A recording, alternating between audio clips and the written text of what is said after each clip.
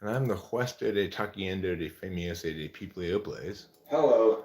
And what I want you to know is that I'm here talking right now. And if you're not here listening, well, you're late to history's most important party. So, anyway, uh, I am going to talk right now about lying a little bit and some thoughts I've had about Kantian ethics, utilitarianism, morality, um, wrongdoing, liability, etc. So, what I've determined is that lying is not immoral and that Kant is wrong. So, what we've had heretofore philosophically is lying is not necessarily immoral. Um, and we've had Kantian and utilitarian ethics competing over whether we should calculate decisions on outcomes or legitimacy criteria, right? And this has been an ongoing worldwide history, humankind wide battle between those who want to collapse things into um, particularist calculi, such as goals, outcomes, harms, benefits, costs, pros, cons, etc. Right? Those are all prescriptive measurements of things. They're what we normally use in our own life when making decisions, although not necessarily. Um, like, uh,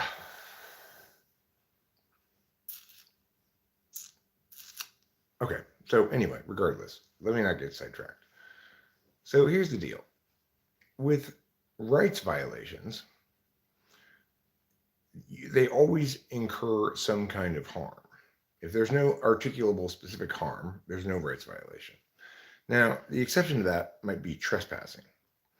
Um, in that instance, you're trespassing on someone else's land, you're violating their rights in some regard, their right to control their property. But even then, it's only if they've posted a no trespassing sign. So, in that regard, um, there's kind of a special exception for that one. You don't need articulable harms if you've posted a no trespassing sign because it's a rights violation at that point because you violated their property rights and it doesn't matter if there's an articulable harm. The articulable harm is that you violated their property rights. So the thing is, if in all other circumstances, if you can't articulate a specific harm, your rights haven't been violated. You may be upset about something. Somebody may have been horrible to you, but it's only a rights violation with under certain very concrete, specific terms. You need to articulate. It has to be a specific instance of or incident that you're referring to, not some general pattern of behavior, and it has to be. Um, and it has to violate an actual right, such as property. All actual rights are derived from property rights. So you can't violate someone's right to privacy by filming them in public because they have no reasonable expectation of privacy. However, if you promise off if you try to profit off their name, likeness, and image, it is appropriate that at that point um, you have to either compensate them, get their consent, or whatever to use that kind of thing publicly. That's how it should play. If you're using it publicly for profit, in reality, you should not have to get anybody's consent if you're filming them in public to just put it up here as a non-monetized video or something. That's the correct way of seeing things. But regardless, um, so the thing is with lying, we nobody has a reasonable expectation that others tell them the truth or anything, right? And you've got to have a reasonable expectation of something, or else it can't possibly be considered you being wronged, right? If somebody fails to meet an unreasonable expectation, they can't possibly have wronged you. So the thing is, what I've determined is that we can calculate these things in terms of two vectors. One is gambling, and the other is morality or wrong right. Okay, so rights violations are always immoral, and sometimes they're a bad gamble, or sometimes they're a good gamble. So, in other words, if I'm a criminal and I go rob somebody's house and successfully get away with it, then it's been a good gamble for me, presumably, but it's not, it's still wrong, right? On the other hand, lying is only sometimes wrong, but it's always a bad gamble. So, what that means is specifically that it's so rights violations may be a good way to make money, but lying, uh, if it is a good way to make money, then it comprises a rights violation because of the specified articulable harms. So, if in fact lying comprises a rights violation that's intentional, it's called fraud. If in fact lying comprises a rights violation that's accidental, it's called civil liability. Like, say, failing to disclose this broken bathtub up here. I don't think they knew about it. That's why they didn't disclose it. But nevertheless, it exists. They technically should have civil liability for the leaking bathtub, but we're not going to bother with it, because it's just not a big enough problem to bother with, and we're just going to leave it at that. So here's the deal. The reason lying is always a bad gamble is because the costs of losing that gamble are so large. It costs you all your credibility. And that's much more important ultimately than, say, whatever temporary gain you get from lying. Uh, so, on balance, lying is always a bad gamble because credibility is too critical to your ability to communicate or do anything really effectively. Once you get a reputation as a liar, or it's been established that it's been proved that you've lied, then anytime anybody wants to cast doubt on what you've said publicly, they simply refer to that previous instance of you publicly lying, and nobody should have any good reason to put any faith in what you say in general, right? So, and the reason, um, and so the reason it's not necessarily wrong though, is because it doesn't necessarily rise to the level of fraud or any kind of liability. Most of the time, lying doesn't. Almost always. So if you're talking about like lying about somebody's character or person, like saying they did things they didn't do or saying blah blah blah blah, then that's called defamation, right? It's non-criminal, but uh, it's treated kind of like a rights violation. If you do the same thing to a public corporation or something, it's called libel, And if somebody who's trying to use lies to get money out of people, it's called fraud, etc., etc. Or if you're trying to incite violence, then it's called incitation of violence. So, or incitation of inciting a riot or something like that. So so that's the bottom line of things, is that lying is sometimes immoral when it rises to the level of a rights violation, but it's always a bad gamble. And rights violations are always immoral, but they're sometimes a good gamble. That's the long and the short of it. That's the best possible way, most complete way to understand all of human morality. Now, well, not all of it, because there's additionally the positive side of it. That's just the negative side. All the negative side of human morality it has just been articulated right now. That is the correct, complete understanding of the negative half of human morality. The positive half is much more challenging, because it's like I've said before, I'll say it again. There's only one possible virtue higher than justice, and that's forgiveness. Um, I'm not very good at forgiveness. Justice denied enrages me, and uh, and so if I'm going to forgive somebody, I want to see them repentant first. Once somebody's genuinely repentant, it's very easy for me to forgive them, usually, unless they've done a great deal of harm to me. Um, but without repentance, I cannot. I have a lot of trouble getting over injustices. Like last night in the middle of the night, I was having trouble sleeping because in part because I was feeling very angry at Rachel's brother and her mother, and wanting to, you know, shame and humble them before me, as is the Eric way, I guess. But and I remembered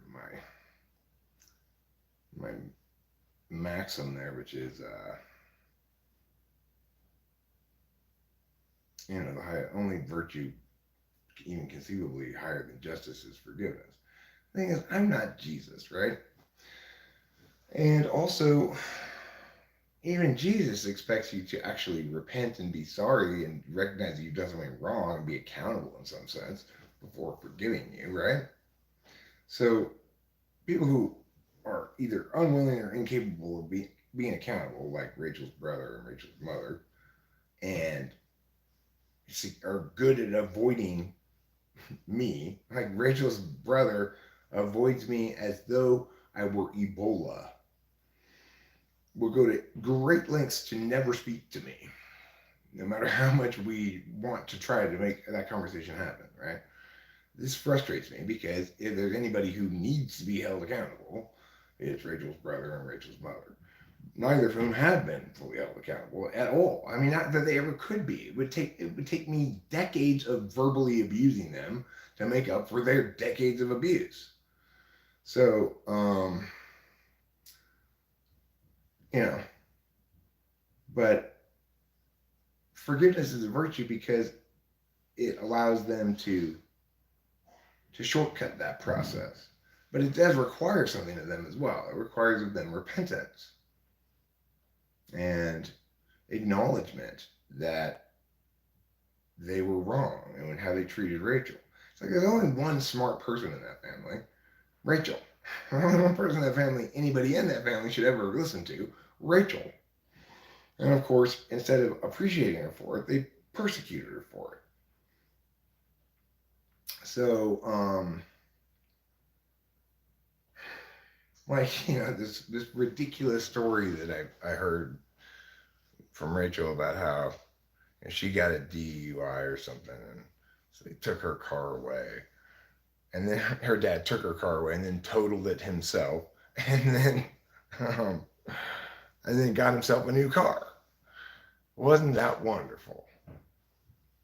Wasn't that wonderful? Rachel can't drive. We're taking her car away. I'm taking her car away because she can't. She's not competent to drive, and then I'm gonna total it and buy myself a new car and feel satisfied by that.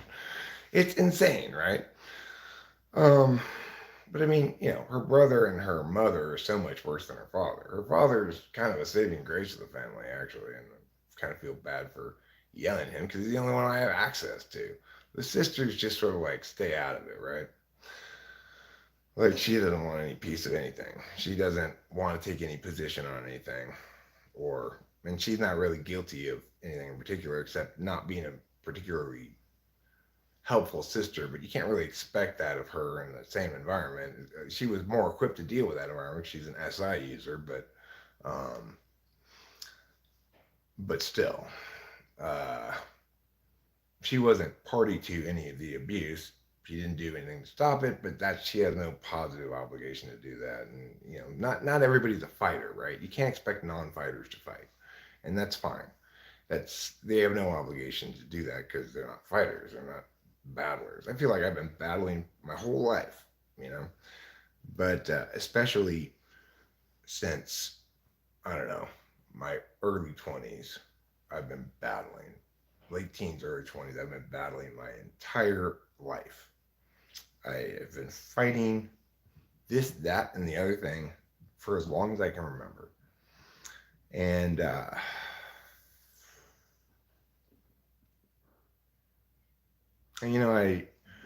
I recognize the fact that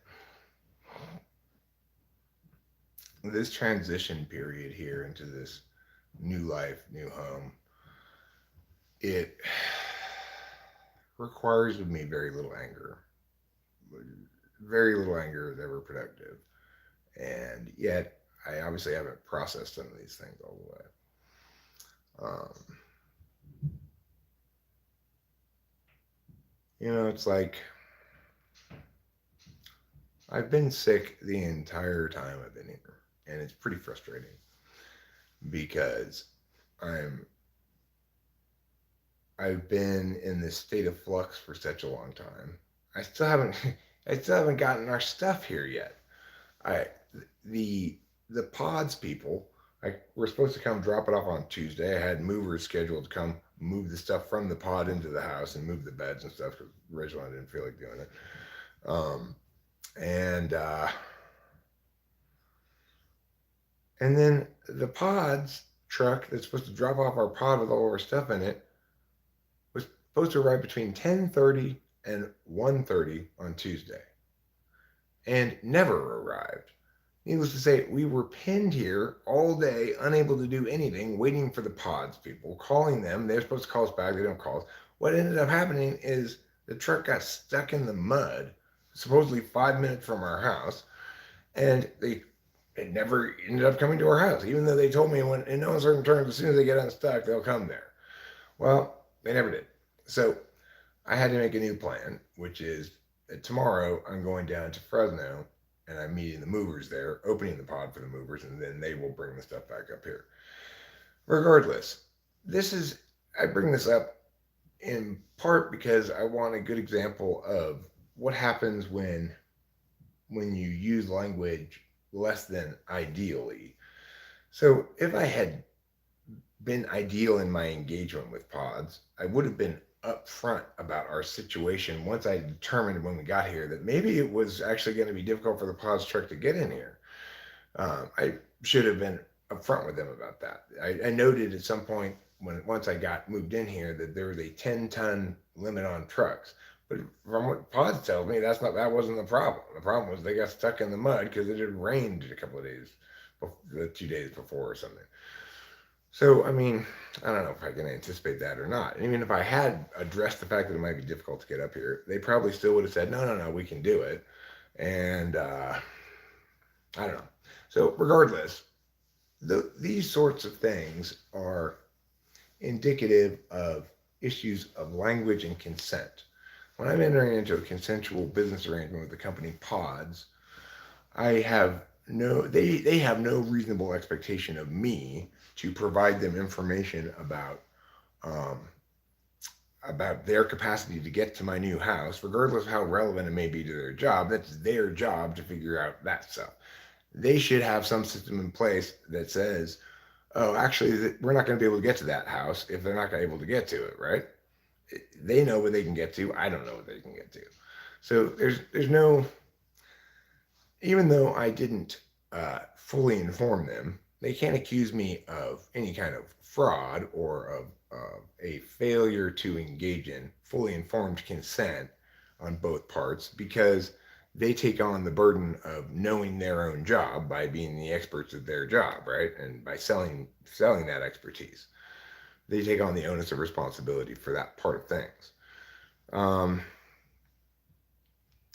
And the thing is, all of this stuff was really triggered by Rachel asking me a question about lying by omission the other night. And what,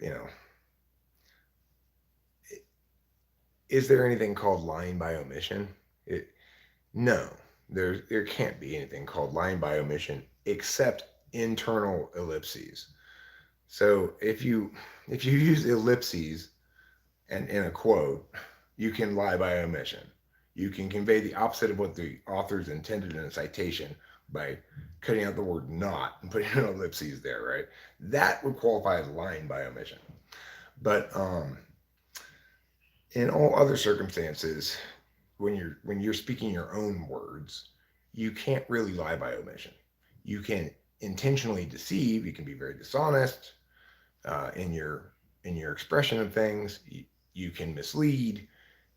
You can correctly be accused of dishonesty and deception if you've successfully gotten away with it, but you can't be accused of lying, because to be accused of lying, you have to state something that you know is counterfactual. The thing is, of course, when we're talking about language and statuses and philosophies and stuff, that's quite a face you are making on the thumbnail. Is your someone lied to you face, or is your face, or the face you make if you want to lie? And howdy. Hi, Winston's mom. I don't even know what it looks like. I don't know what the thumbnail looks like. But so when we're talking about statements of that link to concrete events, concrete objects, something like I went to the store yesterday. Hi, Mac Daddy, how are you? Then there's little disagreement about what comprises lying. You know, if I say, where were you yesterday? And you were cheating on me, and you say, I was at Jenny's house and we were sewing. Well, that qualifies as a lie, because I asked you a specific question about where you were yesterday. You know where you were yesterday, and yet you've told me something other than that. That would qualify as a lie, right? Hi, Gretcore. On the other hand, if I say, where were you on Wednesday? And you go, I was home all day waiting for the pods people. But it turns out it was actually Tuesday, then you were just wrong. You weren't lying. Unless you knew you were wrong, in which case you were lying. So there's then there's other kind of statements about which you can't really be accused of lying. Things like insults are not lies. Things like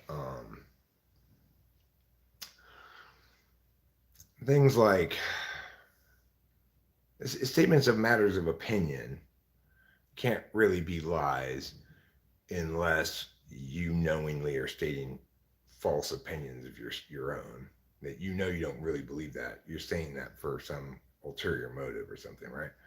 But if you say something like, pizza's the best, even if it's wrong and you supposedly should know that it's wrong, you cannot possibly be accused of lying, right? So it depends what kind of statements you're talking about as to how we calculate them. There are lots of different kinds of statements. So we have to parse the different kinds of statements we want to know very precisely about what comprises lying.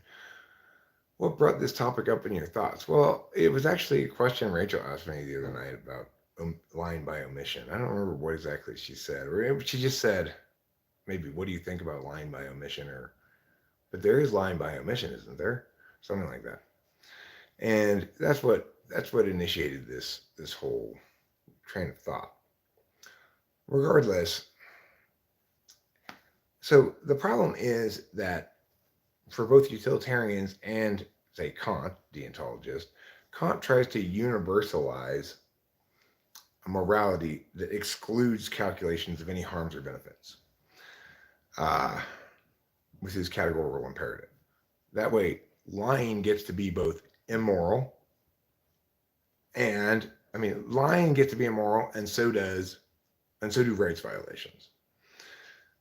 But the problem is, you cannot successfully calculate normative things without distinguishing between communicative normative matters and actual or concrete normative matters.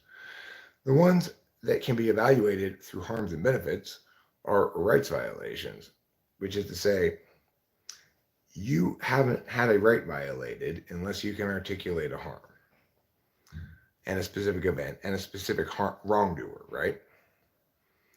Um, whereas you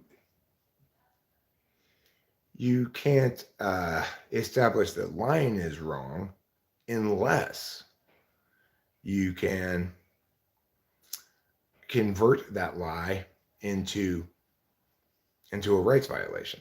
So every rights violation is wrong and requires you to have a harm for it. And lying's only wrong if it's a rights violation. Otherwise, it's just what it always is, a bad gamble. Because what you're sacrificing is your credibility in exchange for short-term expediency. And credibility is way, way too important to sacrifice. If you're a known liar, people don't have any reason to believe you, and you have no ability to engage in public discourse effectively. So, so that's the long and the short of it. Isn't the sin of omission a Catholic no-no? I don't know what the sin of omission how it would differ from lying by omission, but from what it sounds like if you're doing a confession to a priest and you leave something out that's important that you should tell them or something, that would comprise a sin of omission. That would be my guess, but I don't know. If I'm wrong, correct me. I'm not a Catholic after all. Not that I have anything against Catholics, but I'm not one. No. Which means I have to miss out on having a pope, which is pretty harsh, but, life's a bitch sometimes. You don't always get everything you want. Sometimes you don't get to have a pope. I'm one of those people. I'm popeless.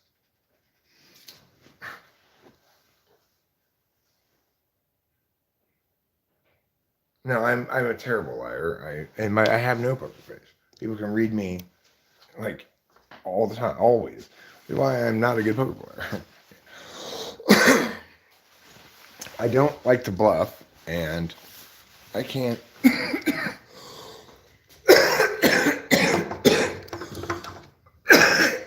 I can't hide my emotions well at all.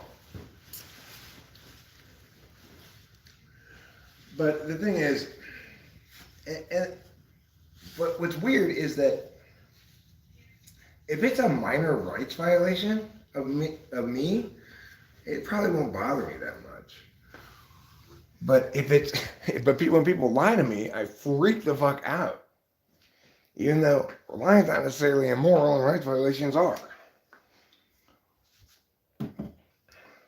If somebody steals my or whatever, it's like, someone stole this DeWalt tool I had when I was moving from Temple City to Laverne. Someone swiped it. I don't know how or where or when. I was just like, well, whatever. It didn't make me very mad.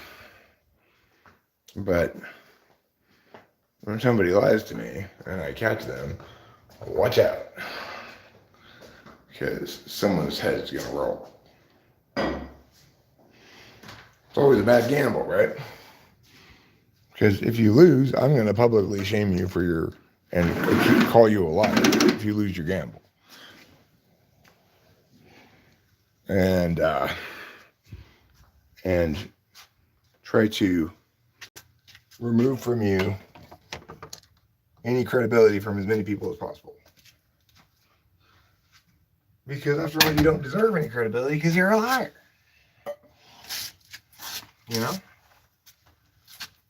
Oh, Eric, you are so smirky.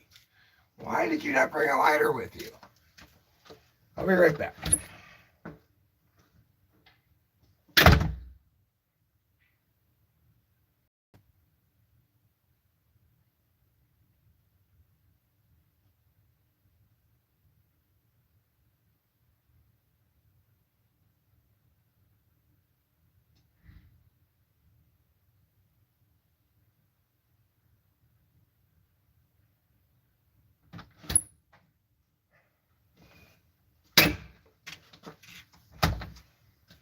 So Cameron's coming today again. 2 weeks after the last time he came, he's coming up today.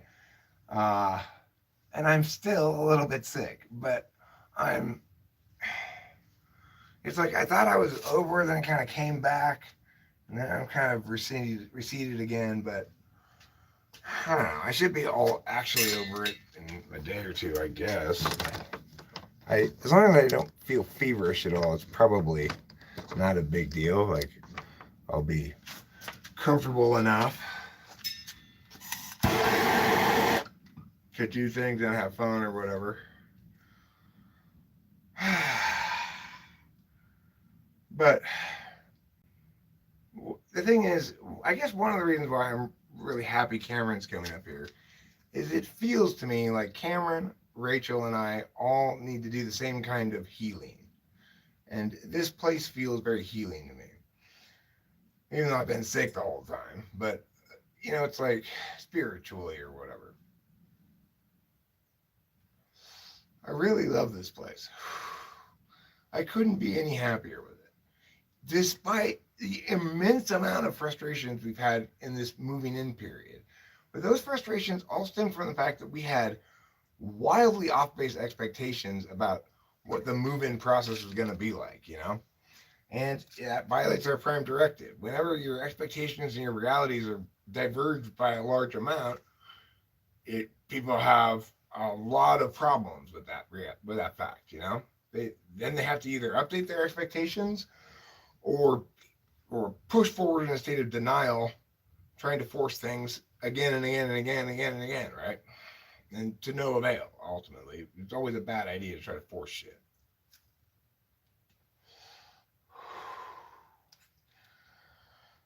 Anyway, like, having Cameron here is also nice because he does some basic SI stuff for us that makes us feel like we're being taken care of or nurtured or something. Like, makes us a cup of noodles or something. Something simple, Not that Rachel and I can't do that for each other. We do. But, like, Cameron, being an SI dom, he anticipates when we'll be hungry. Like us, And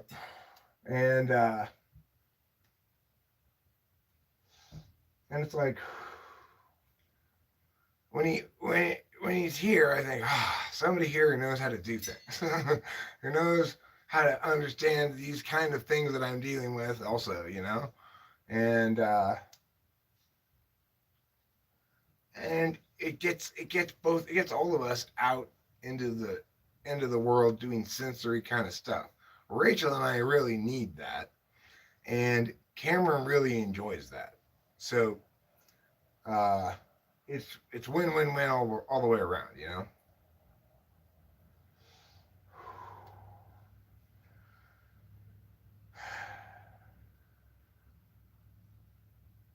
Well, I guess the bottom line is I have a lot of stuff to process still.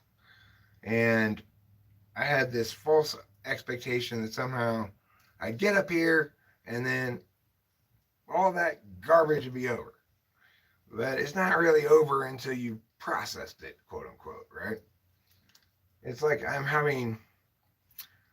I was feeling troubled earlier about Corey, who sent me a link to one of his songs, which I want to listen to, and I'm sure is somewhere between good and fantastic.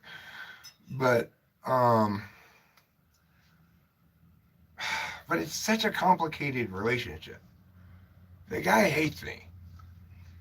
He's one of the people who's in a state of denial, trying to push forward, and because he hates me and is an INFJ, it means he has to not observe me at all, because he's going to know the truth. When he observes things outside of himself, he knows the truth. So he steadfastly uses his tool function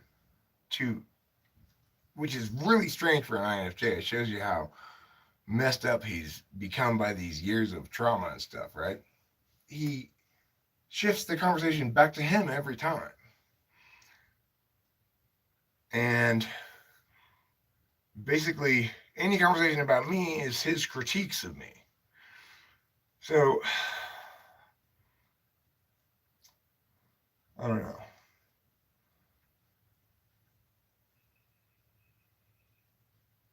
I think maybe I'll listen to it. I'll say something like, "I think your song is fantastic. And you're a genius, and that you hate me." And that last one is a problem for me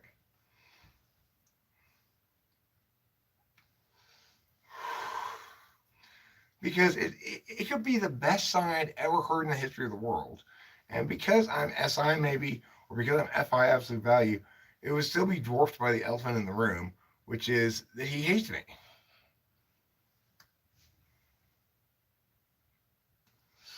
And this guy was my best friend for a long ass time, right? Until I quit drinking. That's what messed up our relationship. Was I quit drinking.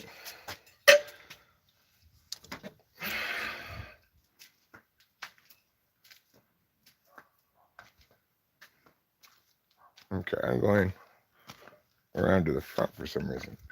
Oh, I know why. Because I'm going to put my cigarette butt in the ashtray out the front. Meow, meow, meow. Meow, meow, meow to you too. I may also offer a pia and a pia if you're in the market for this, as I'm sure everybody is. Who's not in the market for a pia or a pia? Nobody's not in that market.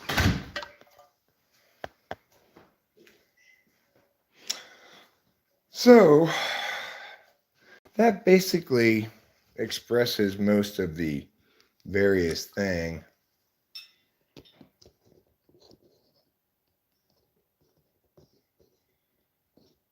You could have just reduced rather than cold turkey on your drinking relationship with your friend. No, I couldn't reduce drinking. That's why I had to quit drinking.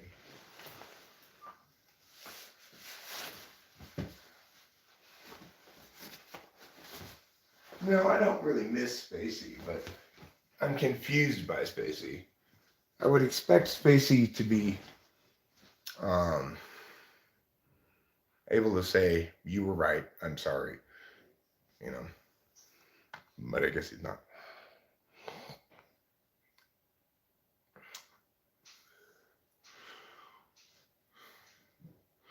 The thing is, if I could have drank successfully, I wouldn't have quit drinking. You know, I tried for a long time to drink successfully, and I never really could. Would you end up in bad situations when drinking, or just get fed up of it all? I'd embarrass myself, and I didn't bad situations. I mean, occasionally, but basically it was just I was, you know, I couldn't keep a handle on it. Drinking alcohol made me make bad decisions about whether or not to drink more alcohol.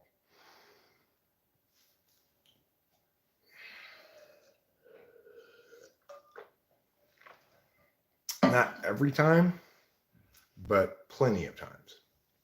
Right. Everybody can keep it together with something, and everybody can not keep it together with something. I'm not saying all drinkers. I'm talking about myself, man. I have no problem with other people doing whatever drugs they want, and if alcohol is sustainable for them, great, fantastic. That's a good choice for them, maybe. It's not for me.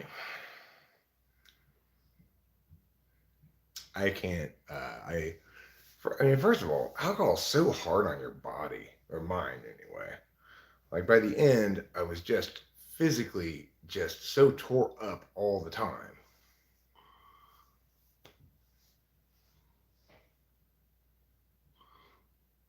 Misfortune says, I went through the same thing with the sauce. Turns out bottling emotions for too many years and acquiring a fast moving drinking habit was a bad combo. I like to be able to decide what I will say when and to whom.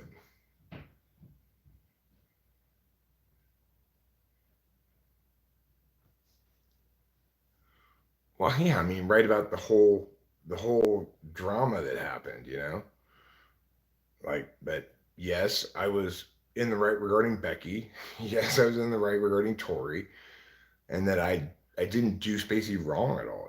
I did my best to help him out, and I just wasn't able to ultimately because he didn't really follow through on his end of the thing, in part, you know.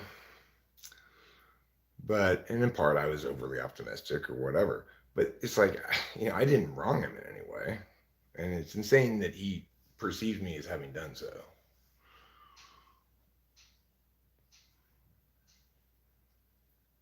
I not your business. Like, I I don't like ketamine particularly. Rachel does though, so we just have different preferences there. That's all. Neither of us have a problem with it. I don't think we could get it enough to have a problem with it.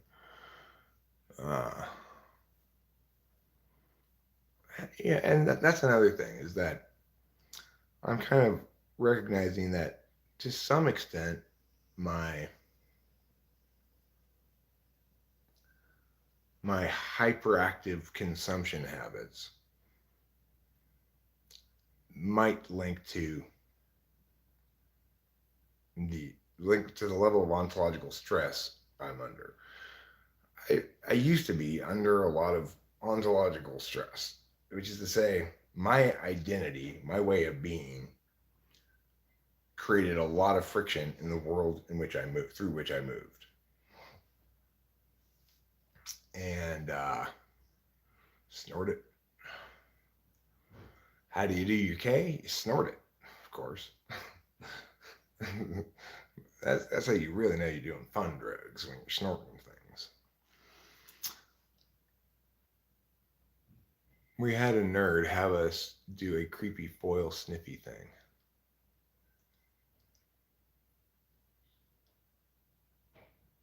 Oh, did you try to like smoke it, melt it or something? I don't know that much about ketamine, so I don't know. The only ketamine can uh, what's that called? Like administering area I've ever done is nostrils or mucous membranes. So probably like the coolest, most hardcore thing to do drug wise is hot rails.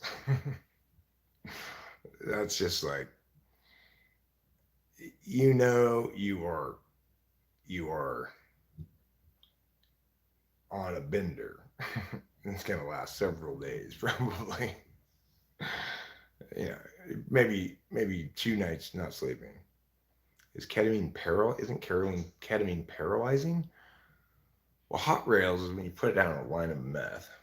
You get a glass tube. You heat up this end of it till it's like red or white hot, and then it's got to be just the right amount of hot, right? And then you snort it with the other end. It's got to be long enough that this end's not hot, right? It hits the hot glass and it turns to smoke. So you snort this smoke of melted rail of meth.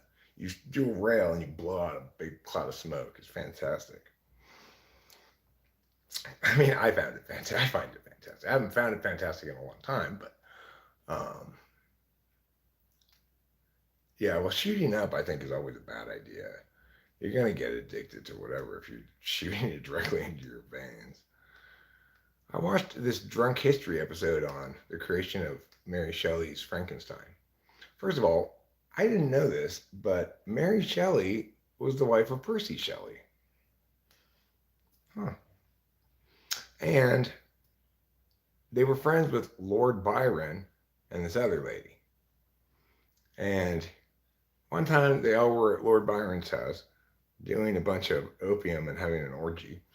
And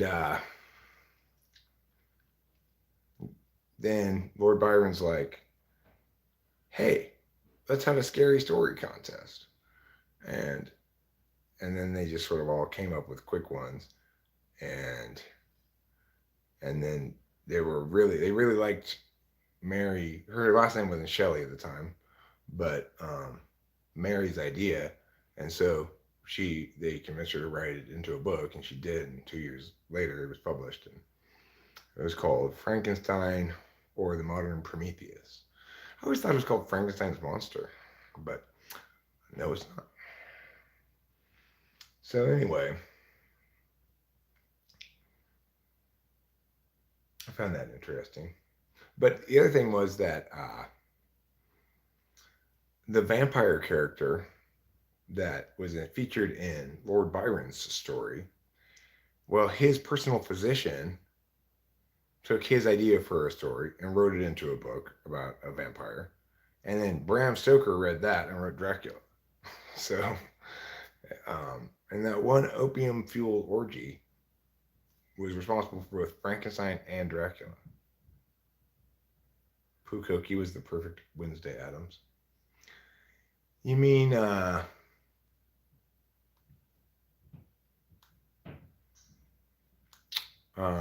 Christina Ricci? Yes, she was. Yes, she was. What about those ketamine therapy infusion clinics? I'm reading about them. You have several close-ish to you. I don't know. I mean, I think you have to have some sort of problem to get it, probably. If your problem is I want to get high and I'm not getting high, then that probably doesn't qualify as a medical condition. Maybe it should.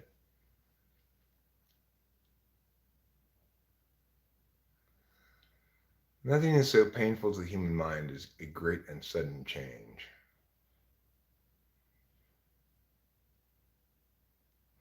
It's a pretty good quote. Because, of course, nobody can successfully map great and sudden changes. So they're always run afoul of, I don't know what type Lurch is. I would not insult any of the types to call Lurch one of them.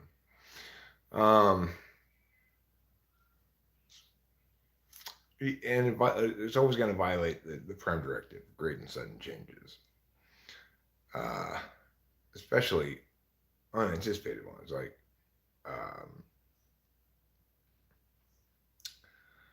sometimes you can have a great and sudden change that's anticipated. Let's say you go on Naked and Afraid. Well, you know your drop-in date is and you're going to try to stay there for 21 days. But and so you go from your normal life to this great and sudden change, namely being on Naked and Afraid. But you have plenty of time to prepare in advance for the fact that this great and sudden change is going to occur. If it surprises you as well, that's the one that's so painful. Lurch is my BIL. What's BIL stand for? He likes to lurk around. He's not a good house slave, though. Yeah, well, I mean, I think it is always true when it's unanticipated, great and sudden change. It's always true if it's also unanticipated. It's gonna, it's going to, it's gonna cause you to experience. You're gonna experience it to some extent as trauma, even if it's a positive thing, probably. But um,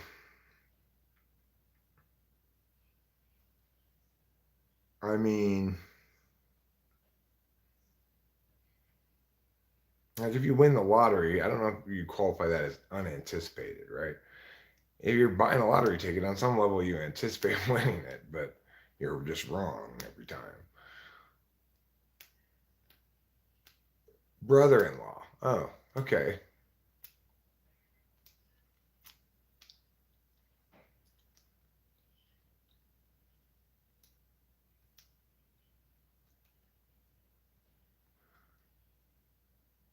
The lightning bolt.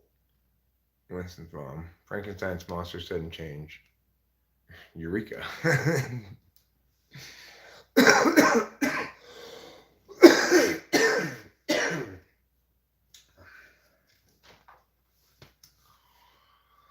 So,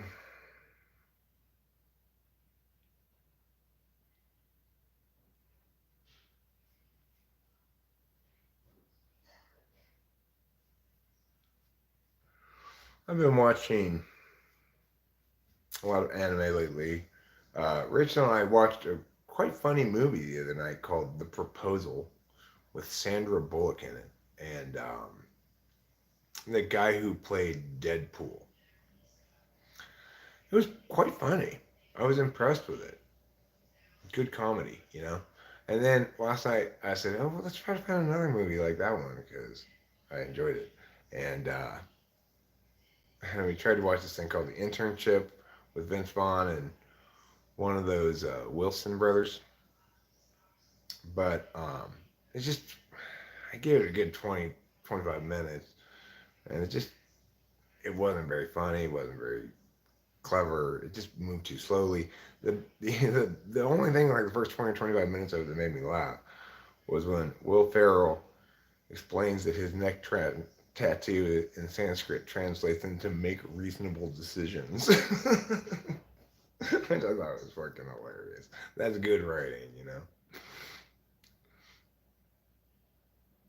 White Noise and The Rehearsal, both great. Okay, I'll check those out. Check those out. Um, I like funny movies. They don't have to be edgy or anything. Like The Proposal's not edgy. It was just quite hilarious. The lady in it's in Sandra Bullock does an excellent job in the role too. She's such a good actress. She plays an ENTJ, and Ryan Reynolds, is that his name? The guy who played Deadpool.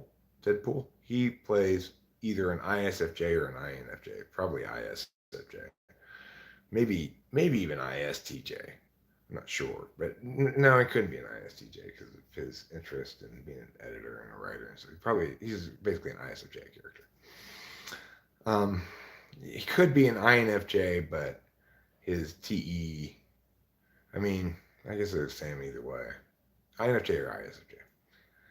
Anyway, it makes for a funny movie because, of course, those two, ENTJ and either FE tool user, is a recipe for disaster, and it plays out accordingly.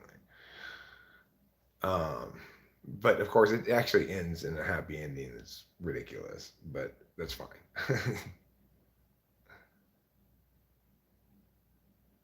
White Noise is a really good absurd film, The Rehearsal Absurd Social Experiment. Okay, cool. We'll check them out. Well, bless your heart. Well, bless your little heart. My heart's big, though.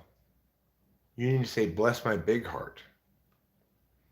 Well, bless your big heart. Thank you. God bless your heart as well, regardless of its size.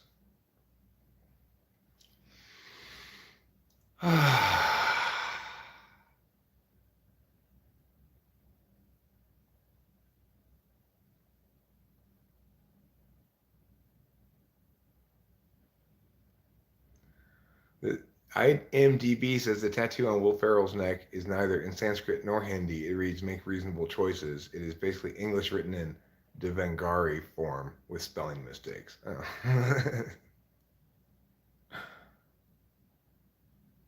Right.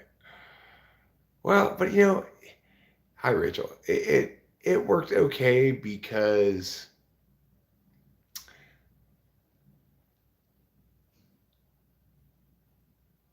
well, I mean, it was the only way they could have gone. Really, they didn't want to end the movie.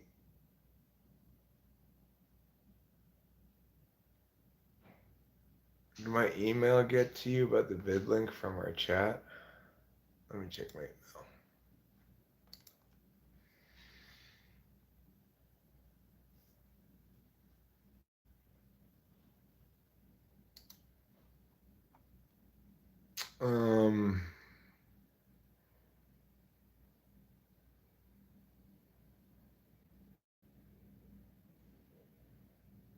Do we have a video conference scheduled or something? If so, where, when? I mean, when? Anyone ever seen the Korean MBTI experiment? 16 personalities in a room. I reckon some of them got mistyped. Oh, I'm sure. I'm sure some of them got mistyped. Yeah.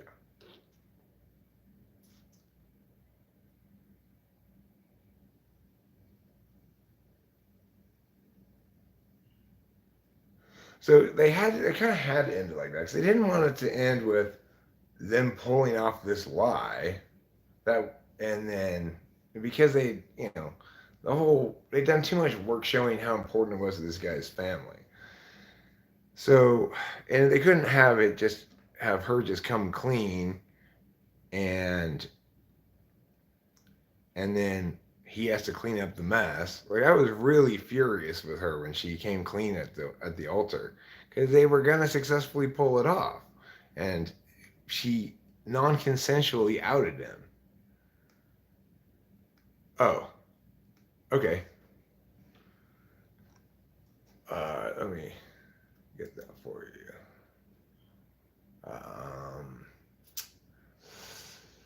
Let me look at Google Calendar, and then last. See what day you said. Saturday. Okay. So that would be right there. Oh, I didn't have it on my calendar? Oh, I guess I didn't have it on my calendar. All right, let me go to Google Drive.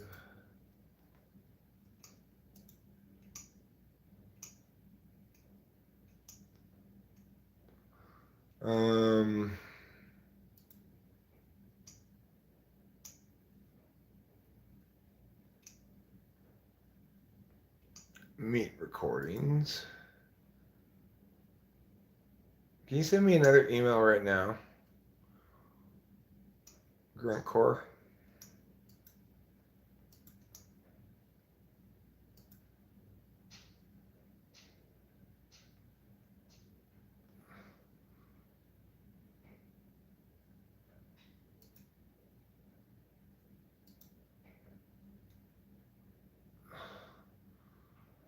Why can't I organize this by date?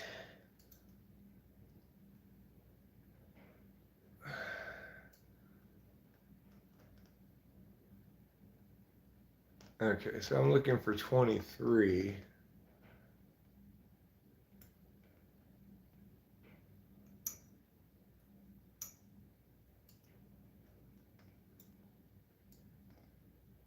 Twenty-three, 2, 4.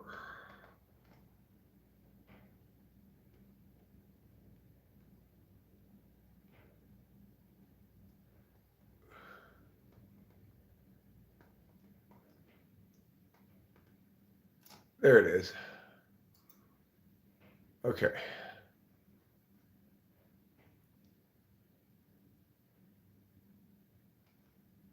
Now let me put my email here. Get your email address. Okay. Copy this email address. And then put this here, manage access. And paste and send. Okay, you now have access. Stupid meet recordings. Do that automatically.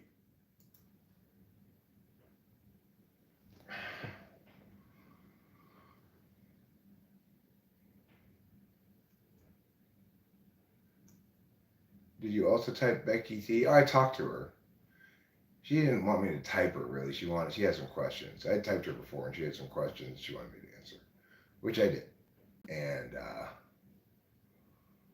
she also wanted to come to the Discord server. Well, I explained to her I had nothing to do with that. I don't like Discord. I find it seems to collapse into toxicity continually. Well, I don't know if Greg Core is going to give me permission to post it or not. I don't think he is. So you're not going to get to see it, but he is.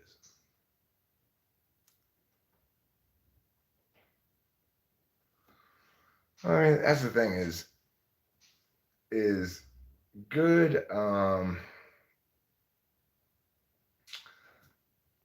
good communities require some kind of gatekeeper, right?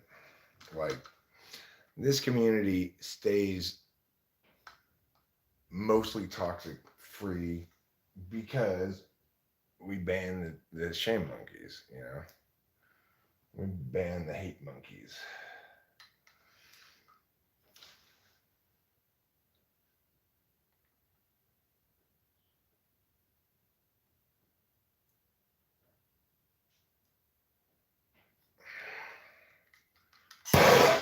I remember that typing now. I know who you are.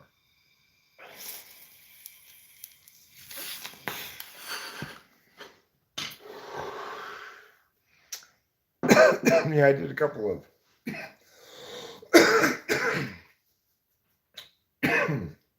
practice things on the 4th.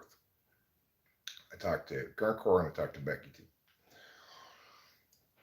They're practice because I didn't charge them anything. So, regardless, uh, it was nice to do a little bit of work. Sometimes it is. I did a little bit of work last night too with my student Chloe about her history paper, which was interestingly about World War II and particularly the bombings of Hiroshima and Nagasaki. So I found the paper relatively fun to work there on a little bit. We worked on it for about half an hour. You know, she had already written it. I just went through and cleaned it up a little bit and talked to her about a couple of the concepts and stuff. It's really interesting that Japan left was allowed to retain Hirohito because yeah, I mean I still work with them remotely. I worked with them remotely back when I lived near them anyway. The only difference was sometimes we'd go over their dinner for their house for dinner or something like that. You know, it was easier for them to pay me, uh, but Jeffrey's mom, Jeffrey and Chloe's mom, talked to Rachel yesterday so that she could Venmo Rachel. The bombing always reminds me of the book 1000 Paper Cranes. Sad. How far are we from Middle Place? 4.5 hours.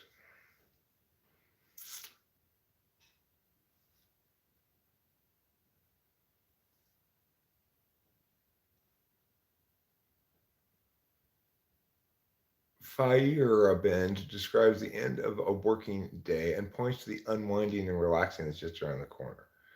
Yeah, unfortunately, someone has to take the baddies to task. Um,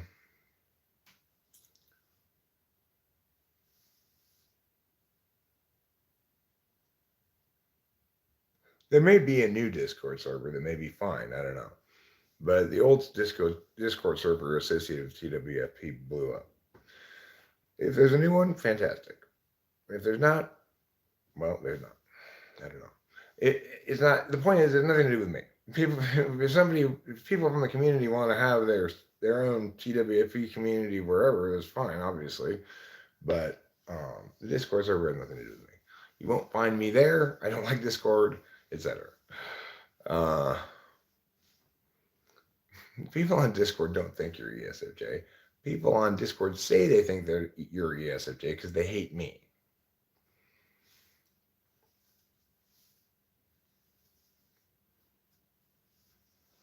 You know, people who hate Eric love to either say that Eric's something other than an ENTP or Rachel's something other than an INFJ. It's just a way that people like to attack me. You know.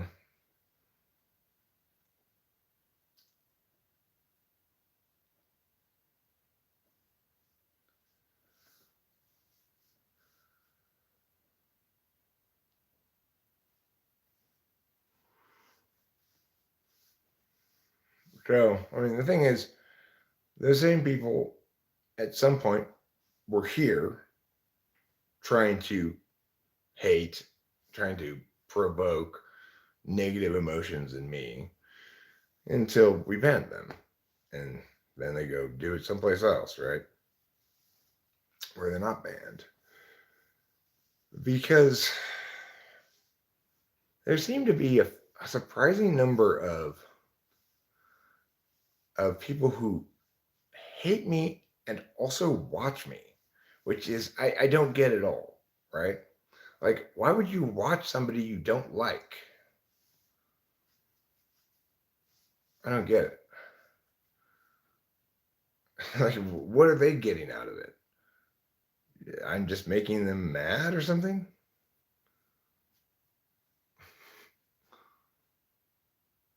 Well, yeah, I'm sure your WoW guild's Discord is a surprisingly safe place. I mean, I could understand watching things you don't like if you're making response videos. That's your MO or something. Okay, but to just like there've been a long history of people who persistently come around the live chat who hate me that I permit to be here until they get too toxic, then I kick them out.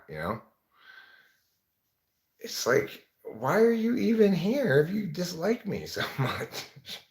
I do not understand it. It's crazy. But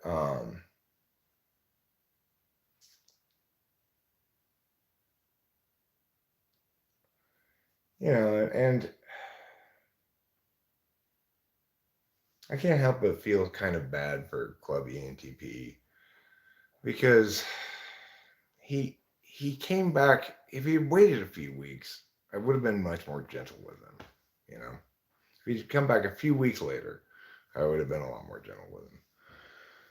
I kind of regret some of my just general dickishness in general, but especially this time because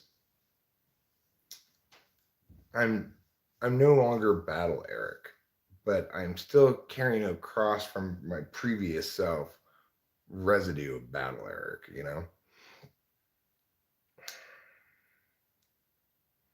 It's going to take me a while to settle into being happy Eric again.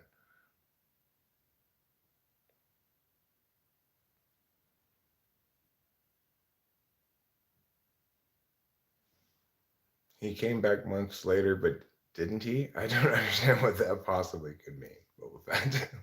It's like an anti-fan. Are there such things as anti-fans?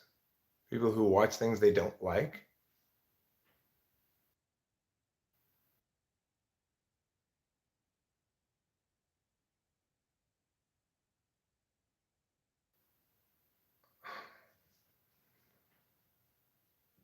Yes, it's a thing. You think the guy's okay? You mean you think he's well and I don't need to feel bad? You mean like that? Or you mean you think he's of okay quality?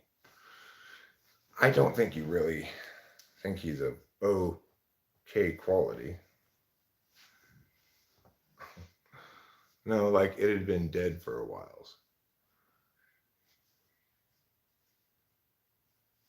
Yeah, I know. Well, it was I'm pretty sure that what happened was um that the last time it was a year ago or something that I was on mushrooms. He came around here trying to attack me, and I just boom, boom, boom, boom, boom for hours about how he doesn't know what matters, and I know what he knows what's important, but what doesn't know what matters, and I know what matters, but I don't know what I want. That conversation. After that, he folded up his tent for a long time, right? Um, I was surprised he came back at all, especially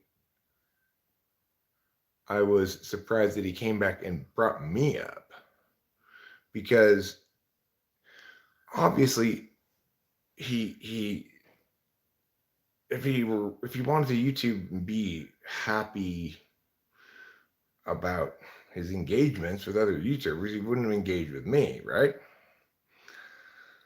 He should have he should have learned that much at least from the previous experience, if in fact that previous experience had anything to do with him is long absent, which I'm pretty sure it did. I mean,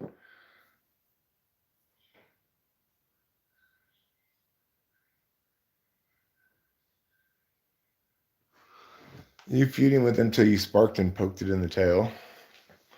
The guy's all vengeful now. Well, what I found weird was like, it's obvious that he really hopes my house burns down and shit like that. That's weird. How can you hate me so much? Like when it's so when it's so much easier and more sensible for you to ignore me or not be paying attention to me in the first place. Why was he ever interested in me in the first place? I'm not talking about the sort of things that he can intellectually engage with, particularly, usually. And I'm obviously not that entertaining, or there wouldn't be only 13 people here for years and years and years on end, right? So, like, in other words, he's not my normal audience, and he hates me. How is it possible that guy is so into watching my shit? I have no idea. Makes no sense.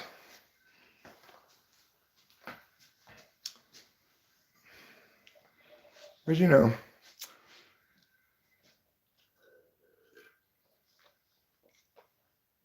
right. But like, why?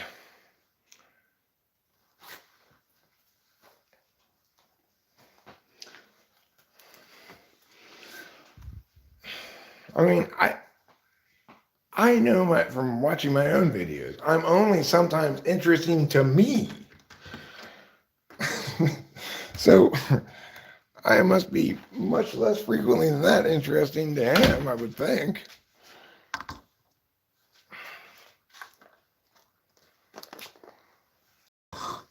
I wish I did a better job with my YouTubing, but I'm not in denial about the fact that I'm not doing a particularly good job with it.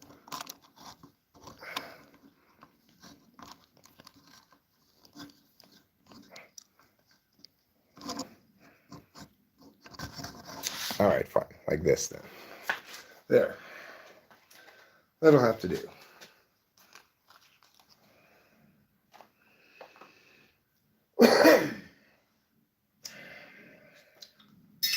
I saw some big bobcat tracks in the snow over there. They've melted away now, but big cat prints, you know.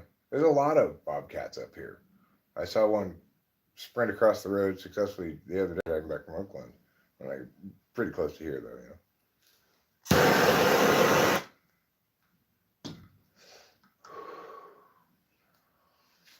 So that makes me worry about my cats a little bit, obviously. But Capillo basically never goes outside. She's just like, are you kidding me? Why would I go outside? This house is fantastic. But Trouble never comes inside during the day. We've been here 2 weeks now, approximately, a little over 2 weeks. 2 weeks and 2 days or something. And Trouble has not come inside during the house once during the day. He is gone all day long, every day. I let him out at like 5 in the morning this morning. He was walking across the retaining wall there and looked at stuff in the bushes back there and scampering back and forth. And it seemed like he may have heard like a mouse or something in there. I don't know. But that's the last I saw of him. And I won't see him again until it gets dark this evening. Till it's almost dark. Then he comes, or till it is dark, really. Right when it gets dark, he comes to the door. And it's funny, he doesn't meow or scratch to get in, but I come in and out so often to smoke cigarettes and stuff that just one time I'll open the door and he'll just run inside.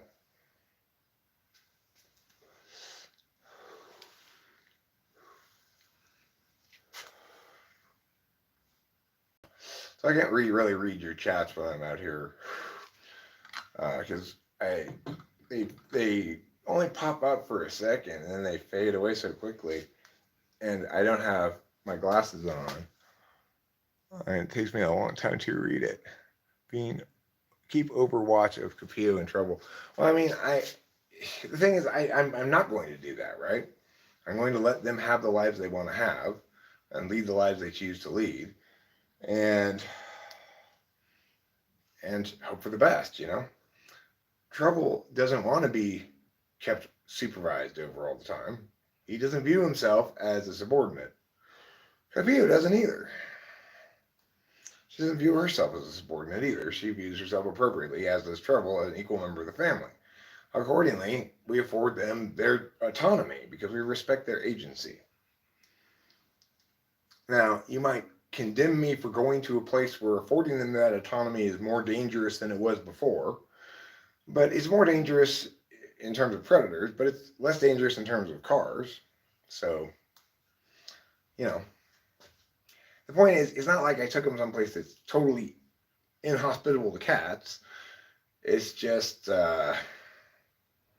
Trouble has AIDS too, He's got cat AIDS. I don't know if I mentioned that to the stream before, but Trouble has cat AIDS. We learned when we had to get him vaccinated for rabies and whatever else they vaccinated him against. And they had to sedate him. It cost like $700 to get him get 2 shots that he needed. Oh, hopefully Rachel can get that. Rachel, can you get that? I'll get it.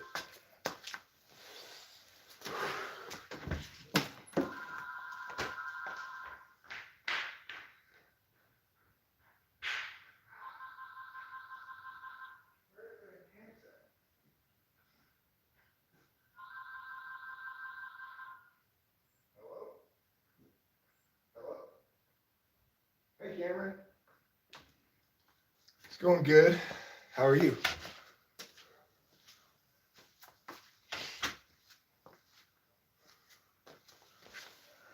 There is one random thing. Another one of those 40 packs of waters, if possible. Because we just went to the store yesterday, and it's one thing I forgot to get. All right. Did this cut out when I was on the phone?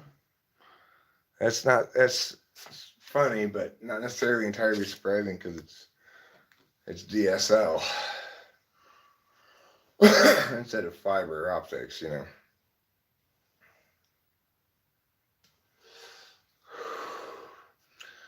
But supposedly SierraTel's got the infrastructure for the fiber optics out to our house, but they're not yet ready to actually do the work to connect to the houses. But I think they're going to soon.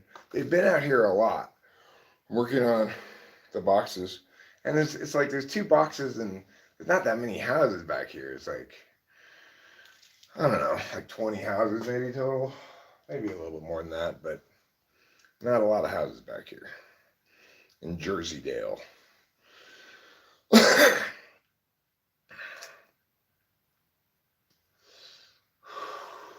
But I'm assuming everybody back here who does live back here will buy the better internet, probably, because, I mean, actually, I don't know. For me, I've never lived in a rural area before, so I've never encountered something like this, where it's just the best internet you can get is 25.5. I mean, fortunately, it's better than that. That's what they tell me it is, but it's definitely better than that, because when I'm not competing with other uploads, like the other day when I was having problems because Google Photos was concurrently trying to back up the videos I had made that day as I was live streaming. So I definitely don't have enough bandwidth for that, but by and large, it turns out I can stream from here just fine on 25.5. I'm using the phone right now because I hate the audio on the camera that I got on the laptop, and I still don't have my stuff here, so I don't have my mics. It'll be here tomorrow, though. So, finally, right? And we can't finish moving in until we have our stuff here, and you can't feel like you're out of a state of flux until you're done moving in. The trash people are supposed to come today. They were supposed to come on Monday, but they didn't show up. So we called them yesterday, and then they said they'd come today, and a lot of those kind of things happening.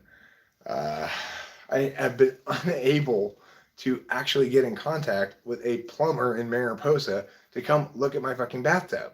There's like 3 of them, and I cannot get any of them to show up or answer my call or something. So I'm going to call a plumber from Oakhurst tomorrow or today at some point, you know. I mean, tomorrow or yesterday. So today I'm going to call a plumber in Oakhurst, see if I can get them to come up here and take a look at it. I need somebody who's a plumber and a general contractor because we might want to replace that bathtub.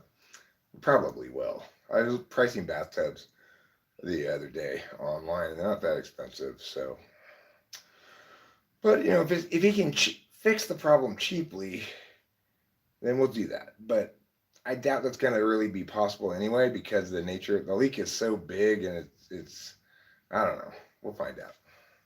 That's why one hires a plumber rather than tries to fix it himself. Call your realtor; he will know someone. That's that's what I should have done, but I didn't, and I believe I've now left messages for all the plumbers in Mariposa, all 3 of them. Remember, Mariposa is a county with like 30,000 people in it. The whole county. It has no municipalities. So, and no stoplights in the entire county. Although that's not technically true. There's a temporary stoplight currently at the Dara Road Bridge, which we have to stop at to get to on the way to our house because they're fixing that bridge and it's currently just 1 lane. That's a temporary stoplight though.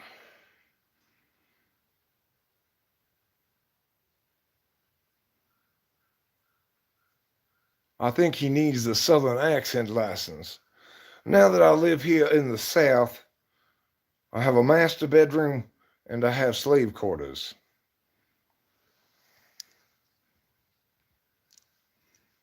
Yes. Yes, I do. I do declare. This is giving me the vapors.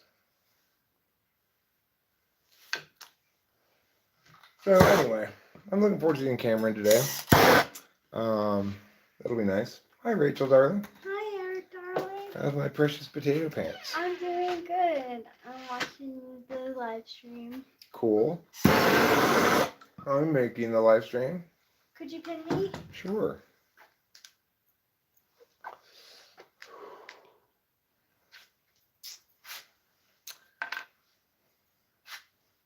Here she is, Miss America. How does that song go? Something like that. Yeah, it does. Here she comes. Pan I just put on her. It's a lovely day. It is a lovely day, isn't it?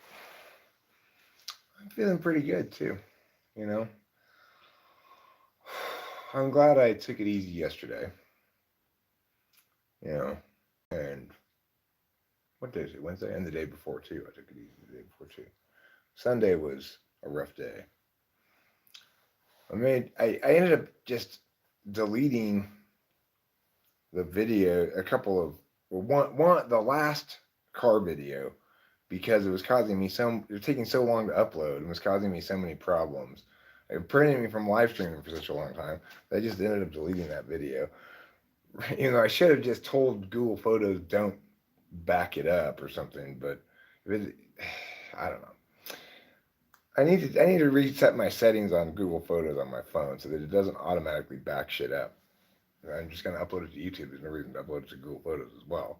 Yes, I have plenty of storage space in Google Photos. I've got like 3 or 4 terabytes worth of space, but because it's not that expensive, and it's like I was at like 600 and 700 gig or something, and I said, well, I should just upgrade to 3 or 4 terabytes. So whatever it is, I don't remember what it is exactly. I've had that for a long time. I've had a shit ton of space on Google Photos because when I was in Arcadia, I could bring my phone home and it would just upload those videos, like even huge videos that upload. I'd be like, I gotta wait 15 minutes. Here's hours for videos not even close to that huge. So uh, if I make them on the phone, because I have the current upload settings as full resolution, upload everything to Google Photos. So I have to change those settings. Anyway, I'm gonna go back inside, see if anybody has said anything that needs responding to here in the chat. And at that point, I might just wrap this up and maybe eat something.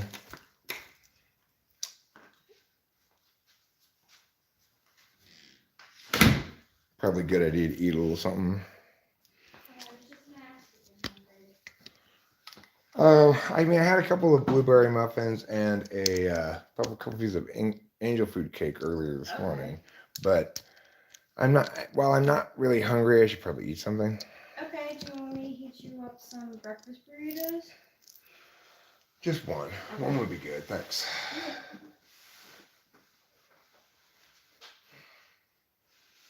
It's a B. The pen is a B.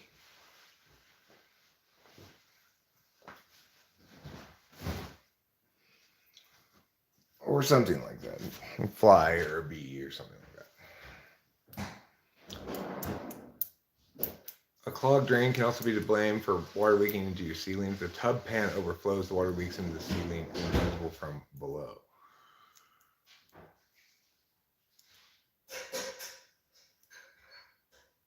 It's not a clogged drain. Because it fills up slow, it doesn't empty slow. So it's a leak of some kind.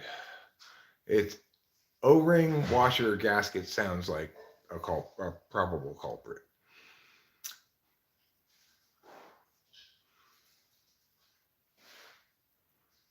So, the nice thing is the more I'm in this house, the more I like it, and the more satisfied I am, and the more impressed I am by the house. It's a great house. It's really well designed.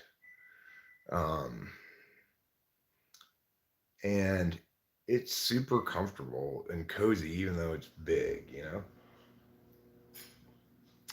The toilets are so much better than they were in Arcadia. These toilets don't clog.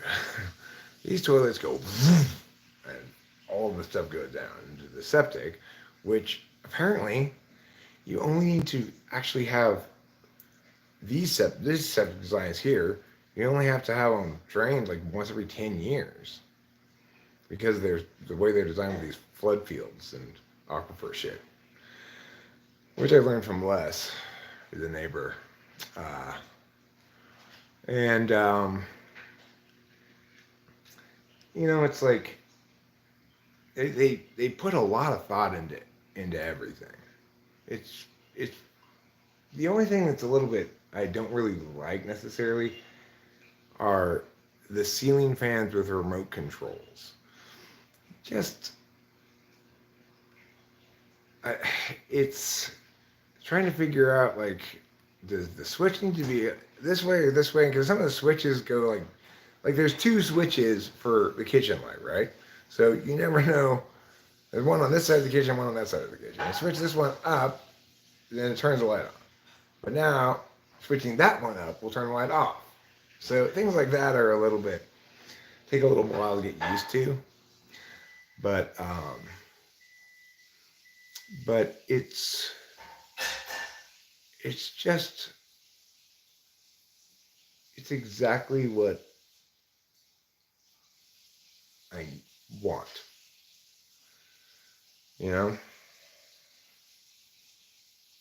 It's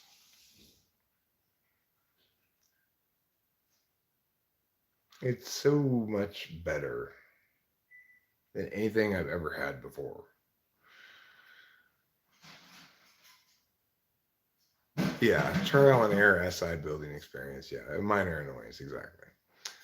Figuring out the permutations of light switch, remote control, and chain pull for the ceiling fixtures is one of those things that I'm going to have a little bit of TE about it. In other words, I'm going to have to determine what the best protocol for dealing with these things is and stick to that, which probably means I'm going to determine that we should just never use the remotes, um, or always use the remotes.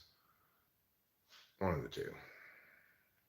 But I'm going to have to get into that habit. And, like you said, minor annoyance, not a big deal. I love the whole house vacuum. It's fantastic. I love the fact that there's so much parking here, including a 2-car garage. I love the fact that it's got this wrap around, this covered walkway thing in front of the house. I don't know what you call that. It's not a porch, really. I called them already. I already called them. I said, well, I'm going to call someplace in Oakhurst. I told you there's 3 plumbers. I called all 3 in Mariposa. Palomar, that guy, and the other guy, William something. So I'm going to have to call an Oakhurst plumber. Now, I left a message for them yesterday morning, and they never called me back. I could try them again. He has on his answering machine his cell phone number too. I could try calling that. Maybe I'll do that. I do like the idea of a father-daughter team.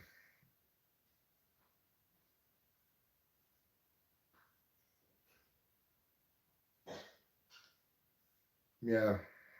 Thanks, message, Mom. It makes me super happy, though, particularly the good TE of the design of the house. Because while we've encountered frustrations, that's because we're so non-sensory and so bad at TE. But the house keeps revealing that it's smarter than we are, And I like that. Things that we never would have thought of, somebody else with good TE thought of and addressed. It's got this redwood deck that kind of overhangs the hill on that side too. That's gorgeous. And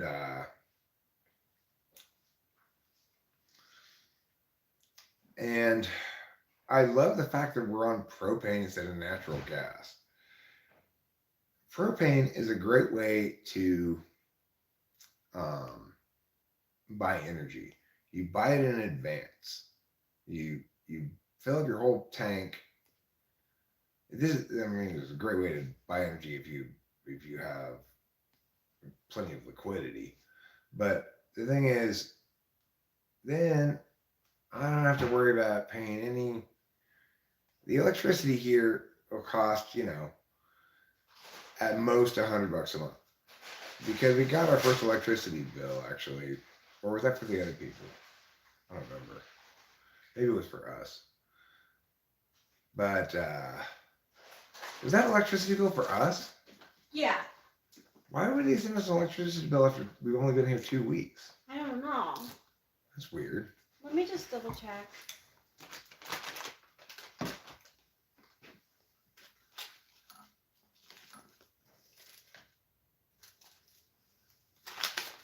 Well, Yeah. this for us? From statement date starting 2/1. Okay. So I guess they send out their statements in the middle of the month every month, and we just happen to only have 2 weeks. Okay, fine. So those first 2 weeks, we were using space heaters continually, and it cost $93 in electricity because our central heating was broken for at least the first week. So our electricity bill will probably normally be about $100 a month. And then we won't have any other energy costs except for the periodic refilling of the propane. A lot of stuff here is on propane. So, and I like it. I like that. But the water situation means that we don't have low flush toilets because we're on water tanks. We're not on well water like most of Mariposa, and we're not on municipal water like I thought. We're on water tanks. In fact, this house came with the electrical wiring diagrams for the water tanks. So I don't know why it's like the person who built this house also put it in the water tanks or something, but or maybe they gave it to everybody in this neighborhood. I don't know. You fell off a propane tank as a child. I was playing on top, knocked the wind out of me, which was the only time I remember having that happen to me. Nothing more peaceful than robbing a train on horseback. Well, country vibes do feel. I mean, like Rachel and I are experiencing a much different kind of life right now than we ever. I think probably either of us ever had before. You know, it's like if we're gonna go into town, it's a solid 30 minutes. You know, it might be a little less if we get lucky on traffic and stuff. Because right now they're doing construction in two spots between the highway and our house. They're working on Dar Bridge Road, which is it's two individual water tanks. I don't know where they collect the water from, but I don't know how it works or anything. But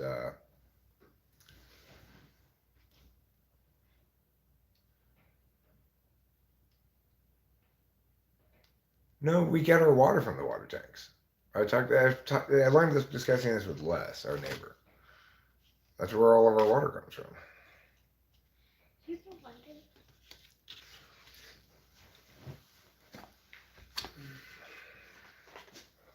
Give me a second. Sure.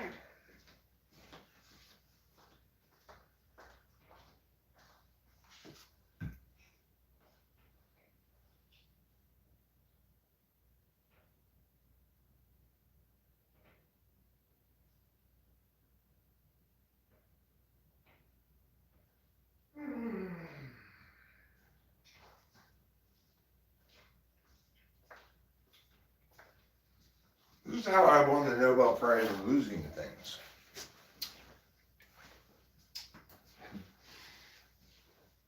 We have so many letters. How can I find none of them? Is that red one right there? Barely. Oh.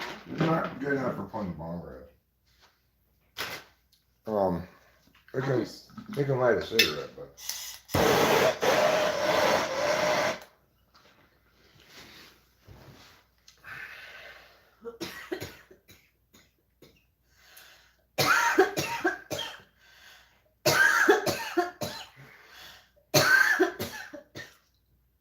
right. Well, I mean, and that's exactly what Rachel and I need. We need it to be hard for us to go out and do things and spend money and stuff, you know? And we need to be a place where we don't want to really go places and do things. No. We're not censors, you know? Once all of our stuff gets here, we'll not only be here in this house, but we'll also have all of our toys. Yeah. I am still planning on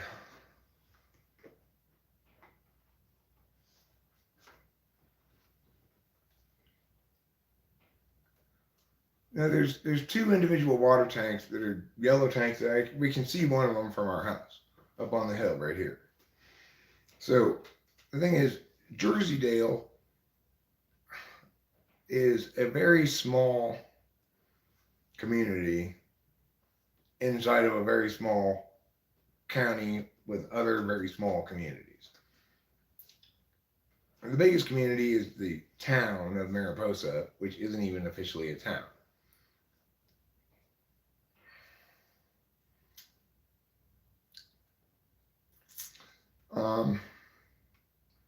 One of the ways that I TE'd terribly this move is to put off getting our stuff here till after I dealt with other things. We should have brought out our stuff here first, because in the interim we've had to buy a lot of things that we already have. You know, yesterday we went to the supermarket and we got a pot and pan. Even though it's just we're gonna get our this pot and pan stuff that we brought with us on Thursday, simply because until yesterday we've been just using these cooking pots and pans, like a camping kit. It had like a pot, a pan, a bowl, 2 forks, 2 knives, 2 spoons that we found here that they left here. Or our only dishes. It took us like a week to get around to actually remembering or to successfully accomplish acquiring plastic utensils. Then it took us like another week to successfully accomplish getting paper plates. So, um, we've been doing a lot of. Where did I put my burrito? Oh, it's over there. We've been doing a lot of makeshift stuff. Like we bought this container of pastries and I cut it in two and we used it as the half plastic boats as little plates. I put the place in the cabinet to the right, the far right. Cool.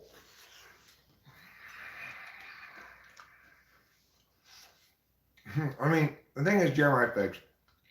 I told it earlier in the stream, and I'll repeat this story. So the pod was supposed to be delivered on Tuesday. Yesterday. Right? Right. From between 10:30 and 1:30 p.m. 10:30 a.m. and 1:30 p.m. They're supposed to send you like regular update notifications. But the problem is, when I signed up for pods, I did so with my phone, this phone number. Anyway, we weren't getting any notifications. I was on the phone with them several times that day. They never showed up. But they kept telling us they were going to. So we were pinned here all day long, just sitting and watching Naked and Afraid and stuff on Tuesday. We couldn't even have sex, right? Because I didn't want to start having sex and then have the pod truck show up. I couldn't do anything. The last conversation I had with the lady at like 4 p.m. or something was, they're still stuck in the mud 5 minutes from your house, and they're definitely going to your house after they get unstuck. But they never did. So, the next day, yesterday, I called them and I scheduled. No, Tuesday I called. No, it was Monday they were So it supposed to must come. have been Monday, yeah. Monday they were supposed to come. Tuesday I ended up calling them and saying, okay, forget it. Don't try to bring it here. We're gonna come to your Fresno location. I'll go down there and meet the moving truck there. I'll open the pod for them, and then they can move it from the pod there into our house here. It costs us $200 more for the moving company, but it actually saves us $400 over both, which is what we're going to do, which is have them drop the pod off and then have guys come do the heavy lifting. I'm too old for that shit. We got to move some bed upstairs. We got to take a couple beds down from upstairs and take them to the dump. And we got to put our big bed, in the bottom bedroom down here. And I don't want to do all that stuff. And I don't want me and Cameron to have to do it either. And the thing is, I was hoping to have it all done before Cameron got here, which is why it was scheduled for Monday. But didn't work out that way. I was hoping to have the plumbing problem fixed before Cameron got here. But I just had so much trouble getting in contact with a Mariposa-based plumber that it just hasn't happened. So, not a big deal because it just means Cameron was going to have to shower downstairs in the downstairs shower. We only have 2 shower bath things. 1 bath, 2 showers. So, when he was taking a shower upstairs before, we didn't have any leakage problems. But now that we're aware that a leakage problem exists, I would rather get fixed rather than him take showers up there, So,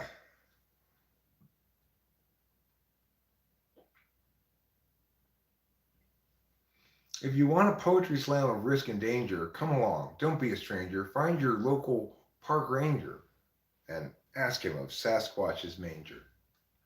Is that where all baby Sasquatches are raised? Mm. Are all Sasquatches like Jesus? Their mothers get pregnant without their fathers having sex with them? Maybe Jesus was a Sasquatch. Maybe. That would explain it. That would explain a lot. Yeah. They said he was hairy. Very, very hairy. Oh.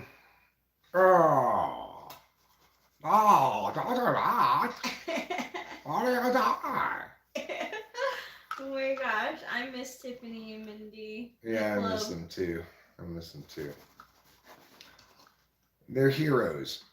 They're the heroes that we're waiting for. We've been waiting for a long time. They are the heroes that we're dreaming of. Meow meow forever. Meow meow forever. 'Cause we did it all for the glory of love. We did it all for love. We did. So I mentioned that earlier in this channel we had watched The Proposal, and Gruntcore had 2 suggestions of funny movies. One is called White Noise, and the other one is called The Rehearsal. You heard of either of them? No? I've not heard of them either. That sounds good. I'd try those things out. No, they're in the pod. My dolls, I dumbly put my dolls in the pod thinking, oh, okay, it'll just be, the next week we're going to be in a hotel and then I'll see them as soon as we get to Mariposa. It hasn't worked out like that at all. But that's fine. You know,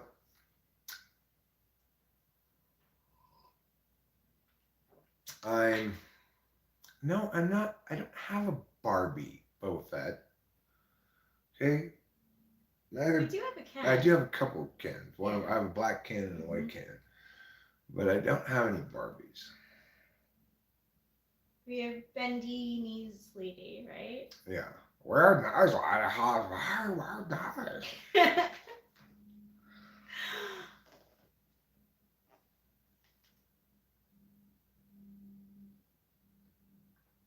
Prince Adam. I don't think I have Prince Adam. I don't know who that is even. I also don't have a regular Prince doll.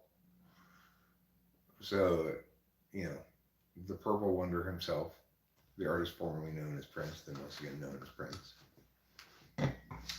Nobody ever refers to him as his symbol anymore. I wonder why not. Maybe because he's dead. Maybe because it doesn't sound like anything. Well, you know, it's not like we have anyone to correct anymore. It's hard to pronounce symbols that don't have any sound.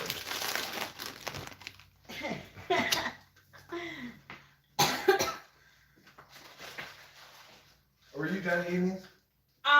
Yes, now I am. I mean, you don't have to be. I saw an open bag of chips and I did what I always do. Yeah, put it back and I'll eat them when I'm hungry. It's crazy how 2 intuitives can think they do fuck, I feel like we got so much stuff at the market and still, how are we lacking? What are we lacking? Okay, we're not. Okay. I don't feel like we're lacking anything. Okay, good. Well, except for the one thing I asked Cameron he called earlier, I asked him to bring up, which was another case of water. Ah, good thinking. We forgot to get that at the store yesterday. Yeah, that wasn't even on our list. You're right. And I realized this morning that I've been appreciating drinking waters sometimes. As I've been sick, great. I've needed to drink a little bit more water, a little less soda and shit. Is Ruben here? Is that who R is? Or is that Niebuhr you're talking to? I don't know why you call him R. All right. Who wants a tarot card? I was thinking, can we pull one for the essence of today? What we can expect for today? And then, yeah, definitely who wants a tarot card. Here's what Rachel and Eric can expect for today. 4 of Pentacles. We're going to hold on to our monies, material items. Okay. Okay, Mac Daddy. I'll put this one back in here for him. Hey, my daddy.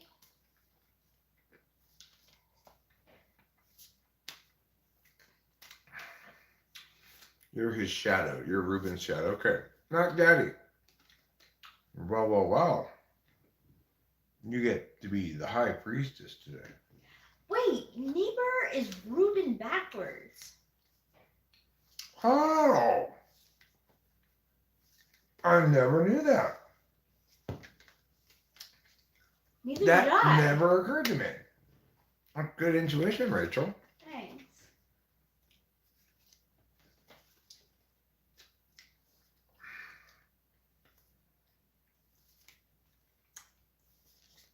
Well, ssuartscire is Eric Strauss backwards. Thanks, Miss Fortune. Yeah, it is. All right. Who else wants a card?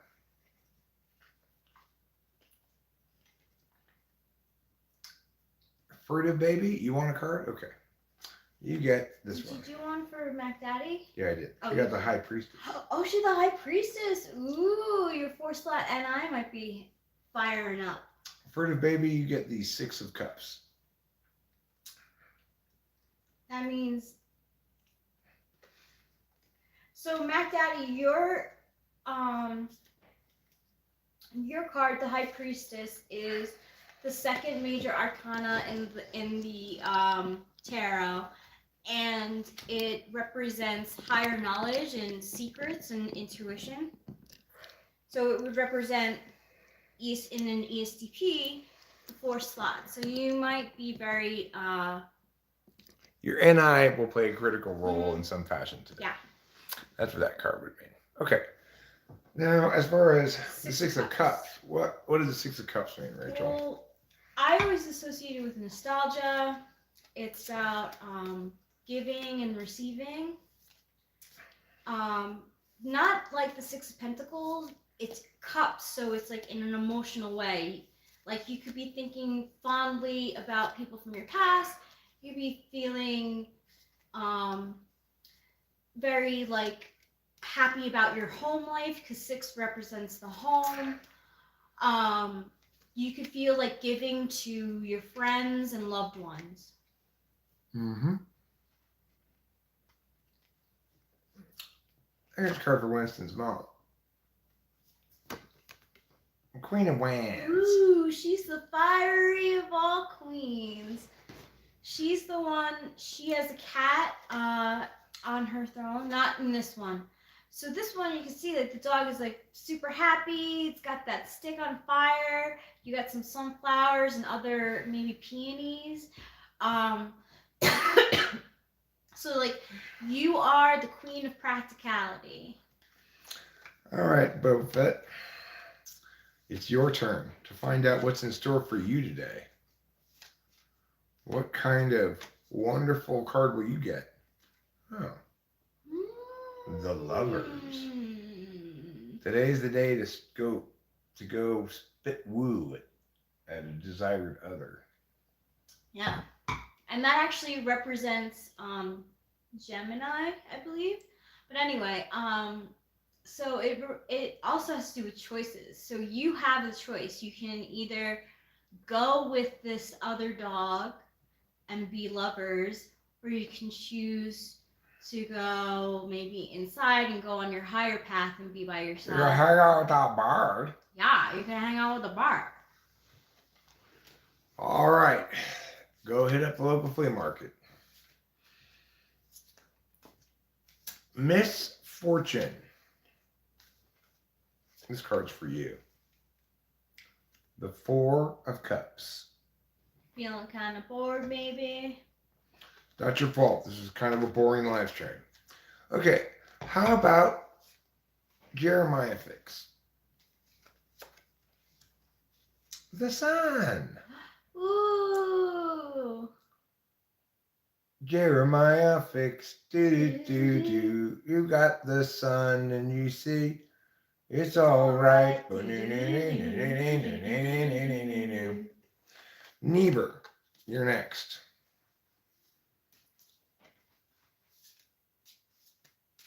Niebuhr gets the 9 of Pentacles. Ooh, that's like you are financially abundant and enjoying it on your own. You're dropping Benjamins on something. Okay.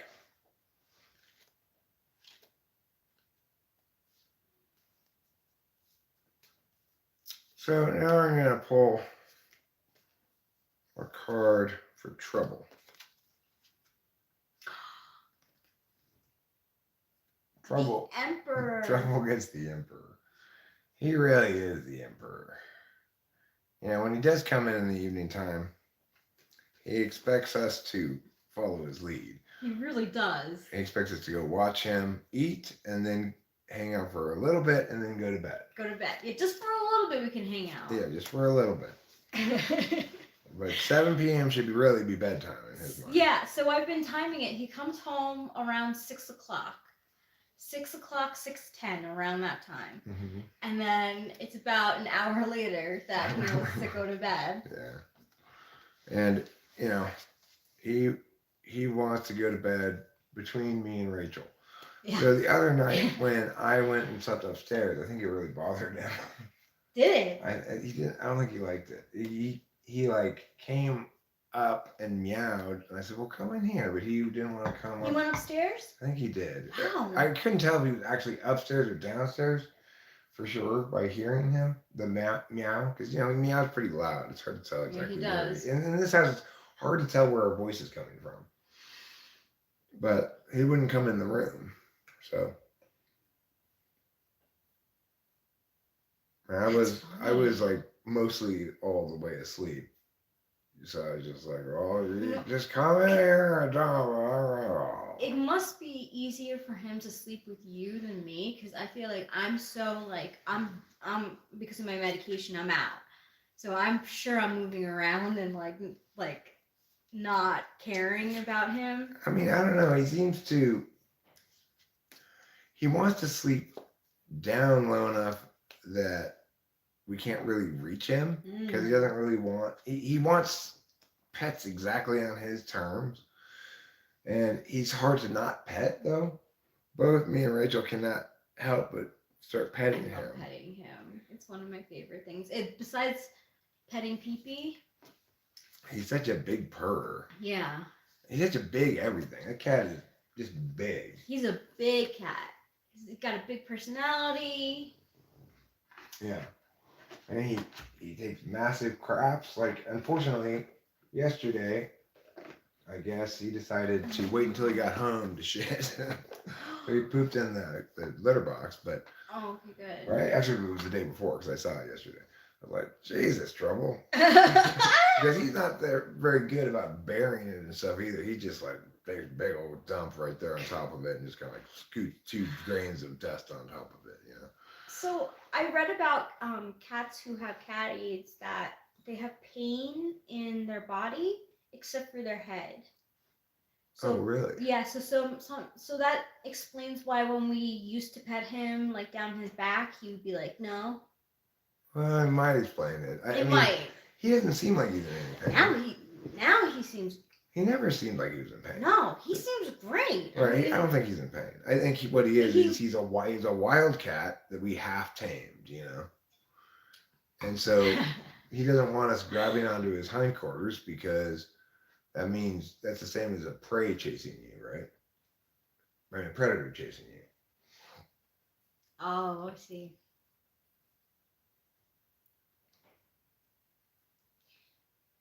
Anyway, he's happy and healthy and everything. What do I think about objective personality? It's ridiculous.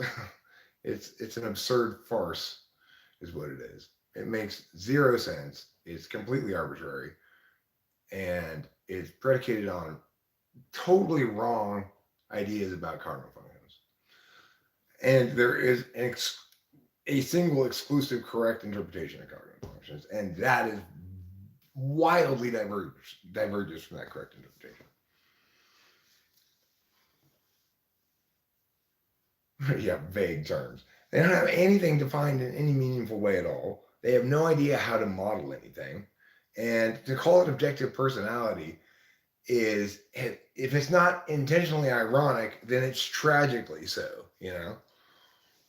Who's a part of objective personality? Dave's superpowers. Ah. Dave duperpowers. Pull one for flow state and club NGP. Okay. Here's one for flow state. Taylor, this is for you.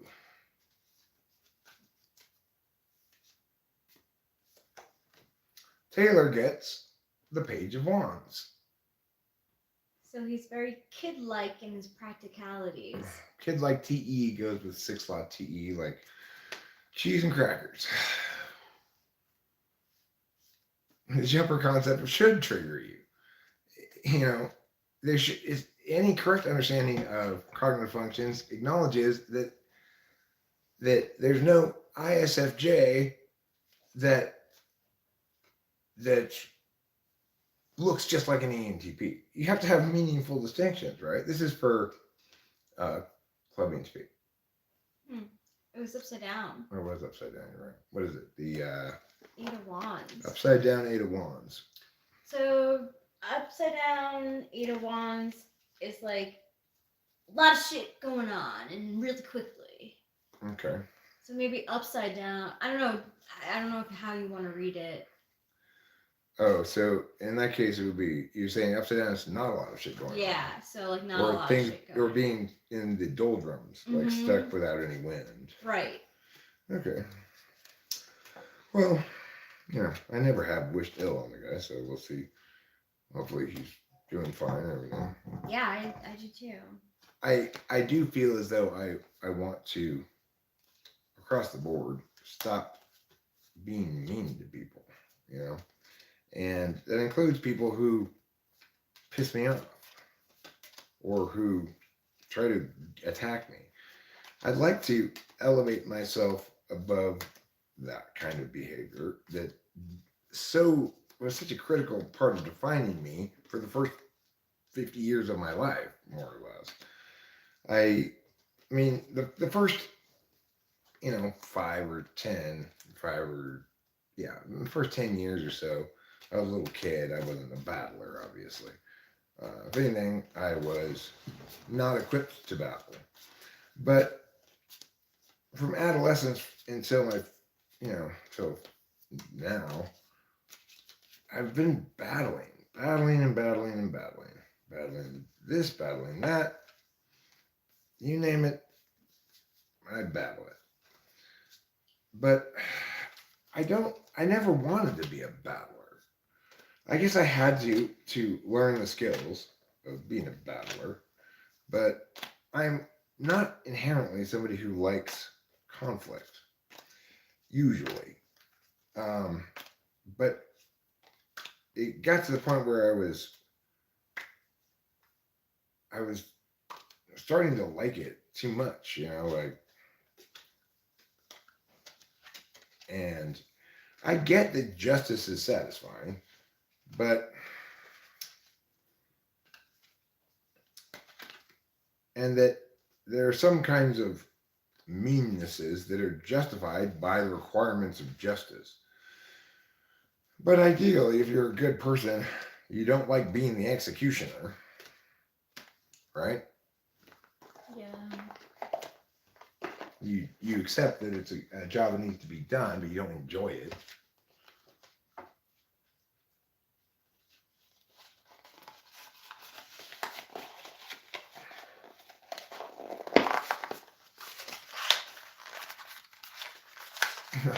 You're triggered by the fact that they don't know what the word objective means. Well, the funny thing is, they thought they knew what it meant. And they had no idea, right? Because the reason they call it that is because Dave Superpowers thinks that because he and his wife evaluate something independently in separate rooms and don't consult with each other, and if they agree, then it's the same thing or something, that makes it objective.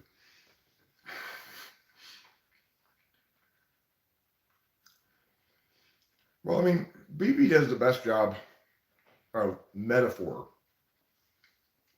among the cognitive function people. But you can only do so much with metaphor,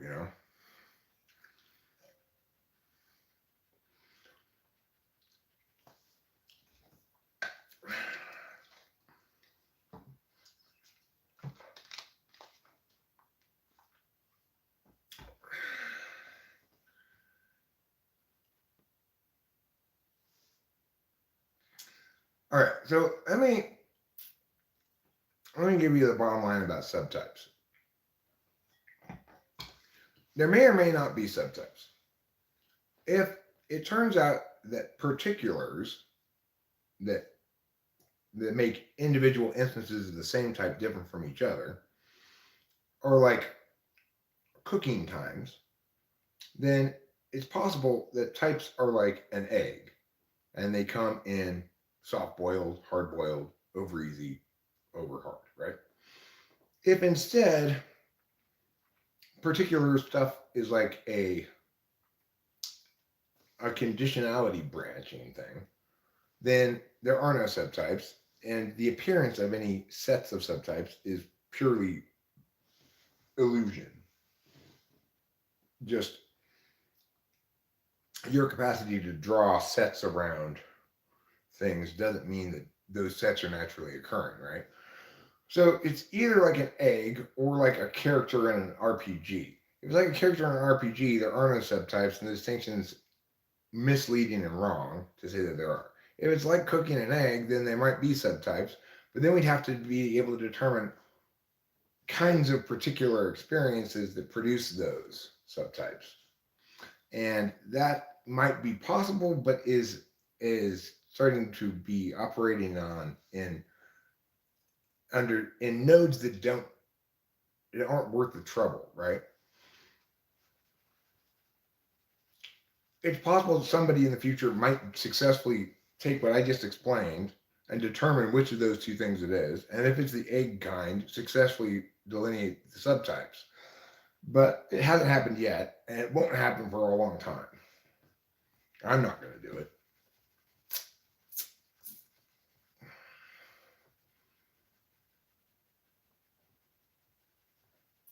Right. The thing about cognitive functions is to remember is that everybody's either a pairing of knowledge and interface or a pairing of deliberation and action. Because fundamentally, interface and action are ways that we engage with the world. One requires us to know because it's a dynamic dance, that's interface, and knowledge doesn't take any time. One requires us to deliberate because it's a turn-based non-dynamic dance, right? And that requires us to deliberate, take action based on what we've decided ahead of time. So the thing is, nobody can be a deliberator knower. Nobody can be an action interfacer. Nobody can be an interfacer deliberator. Nobody can be an action knower. Everybody is some combination of interface know and action deliberate. Either deliberate action, action deliberate, interface know, no interface. Every type is one of those things. One of those four things. So it has to be that way because, of course, it's like saying, well, I'm a baseball player who yells at an oar instead of a baseball bat. But I row myself to first base. You can't row yourself to first base. You're not in that medium, right? You can't row on land. Similarly, you can't drive on water. So the thing is, if you're, say you're, let's call interface water. Well, then you've got a couple different kinds of water, salt or fresh. And you are necessarily going to have a boat as your second function, not a car. Similarly, if you got a boat as your first function, then you're necessarily going to find yourself in one of these two bodies of water, salt or fresh. Whereas if you have a car, you're going to be on a road. So, but objective personality is saying is, oh, I got my boat on the road. I got a boat and a car and no road or water. It's just silly. It's insane. It makes no sense, and it's fundamentally contrary to the whole idea of cognitive functions. That because we are something, we are not something else. And because we have a finite number of ways of paying attention, and those can join in the fashion I just indicated, that to know one's attentional configuration, that is, say, one's dominant and second slot function, is to know their relationship with all possible ways of paying attention.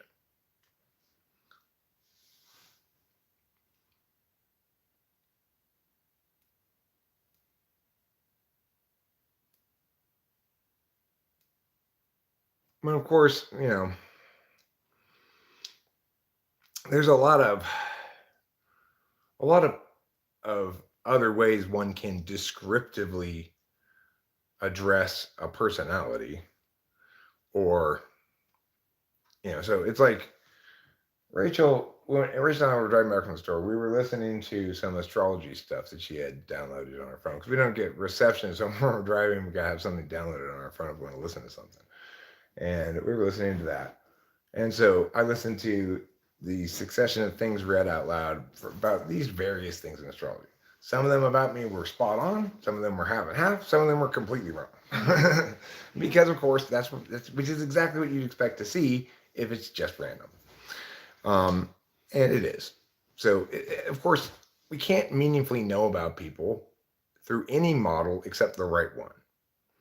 There may be additional minor models that explain other elements of the self. For example, Enneagram seems to be a way of descriptively taxonomying, at least, FI concerns. And so that's sort of like a sub-taxonomy, But if we're trying to think that part of the reason why you're the way you are is astrology, and part of the reason why the way you are is typology, well, that's just an absence of NI. If there's one explanation for something, that eliminates the other explanations for it. You can't say the reason it's raining is because there's a high water percentage in the air and because the dirt is brown. You can in some things, but the thing is, the dirt may be brown. That's not wrong, but it has nothing to do with why it's raining. And that's a critical important thing, is when we're using things like astrology, we need to make a distinction about whether we're using it to make a decision or to explain something. If you're using it to explain somebody's personality, you're never going to get any meaningful information out of it.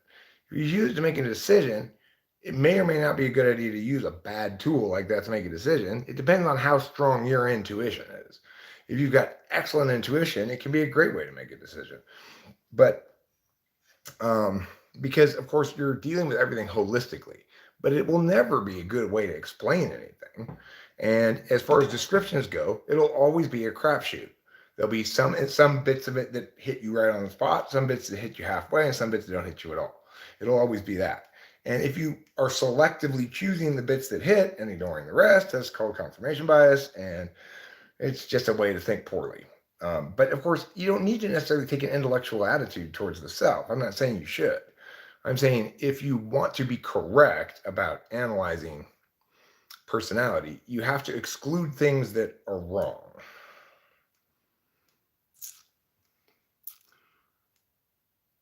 Well, right. But the thing is, Winston's mom, you're wrong about that. So, in fact, if you're going to attribute a certain personality quality of yours to astrology, that eliminates your opportunity to explain the same thing with a different explanation.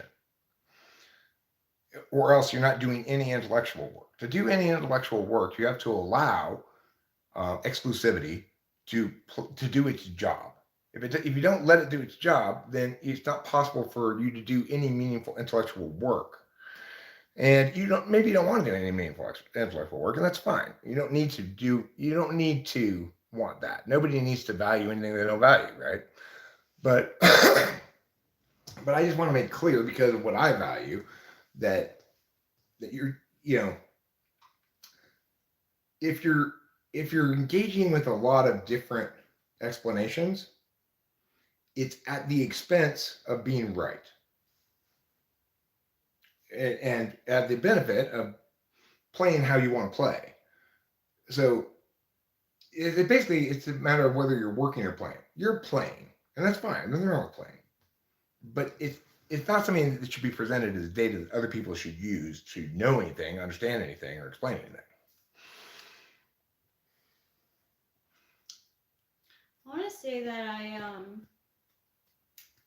I left Discord because I like fully left it. Like I deleted the app because I didn't feel comfortable using it anymore. After the conversation that I had with Jonathan Basanti, it didn't go well. Like he was mean to me. He definitely gave me another perspective and like put some fear into me and knowledge and stuff, but I was like, I don't want to be a part of this anymore, so I left. Yeah. Um, it's like INFJs are not going to be very swayed by good outcomes to believe that the approach taken was the right approach. I was hurt. Like, I mean, I think he was hurt too. I was saying I was acting out of grief and I was saying things that I shouldn't have said. I agree with that. But the conversation lacked empathy and I felt kind of attacked. um, One thing I will say that came out of it is when I came back after that conversation, you weren't mad at me anymore. And prior to that, Yeah. you'd been quite angry at me. yeah. So that was a good outcome. But that's, of course, outcomes are never a good way to evaluate things. You can't, they're only a good way to evaluate outcomes. Outcomes are only a good way to evaluate outcomes. They're not a good way to evaluate decisions. They're a terrible way to evaluate decisions. No, it was in regards to what I had to say about Eric's dad and the way he. I was just I mean, the thing is, and that didn't bother me. That stuff didn't bother me at all, anyway, because she was following my lead, right? I was under the impression that my dad had disinherited me. I was absolutely furious about it. mine was too. I felt deeply betrayed. Like my whole life was a lie, and she was being a supportive partner and being on my side. I have no problem with that. We were both wrong, it turned out. Yeah, But and when he was explaining to me, he wasn't wrong. That's the thing. I just thought that it just like made me feel so bad. I felt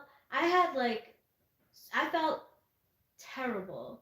And I already felt terrible. I didn't need to feel more terrible. Like, yes, I needed some things to be set straight, and that worked, but then I ended up not liking the guy. right, because the thing is, like, quote unquote, tough love is always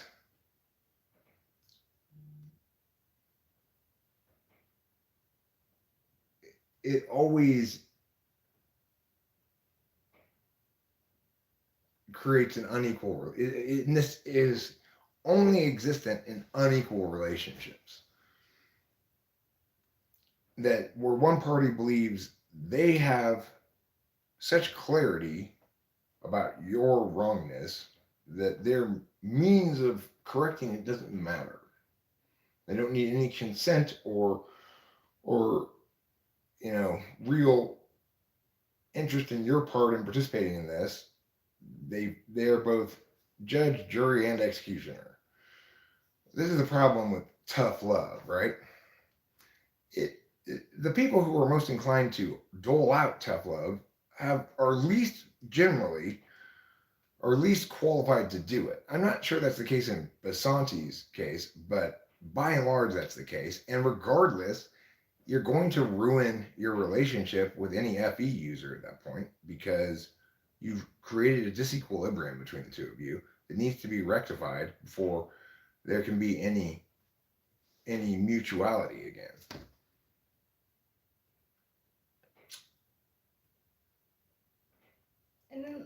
afterwards, we didn't have a bad conversation.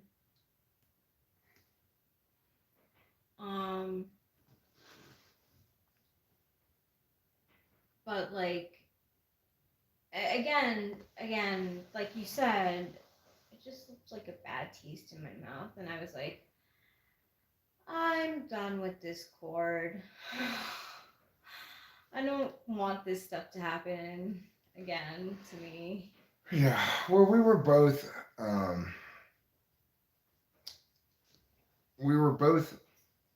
a much weakened version of ourselves for a long stretch of time there.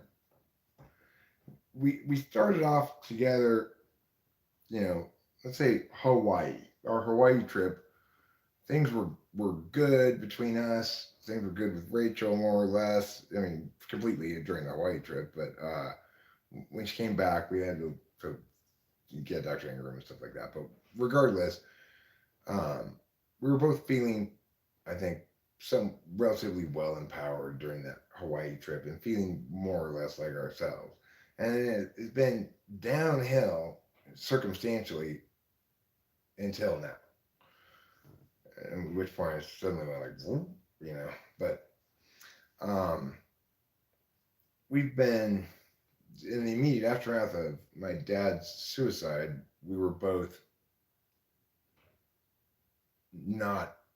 We both had reduced competency in what we normally are and can do and all that stuff. We understandably, you know, it's like it's unavoidable consequence of something that dramatic. And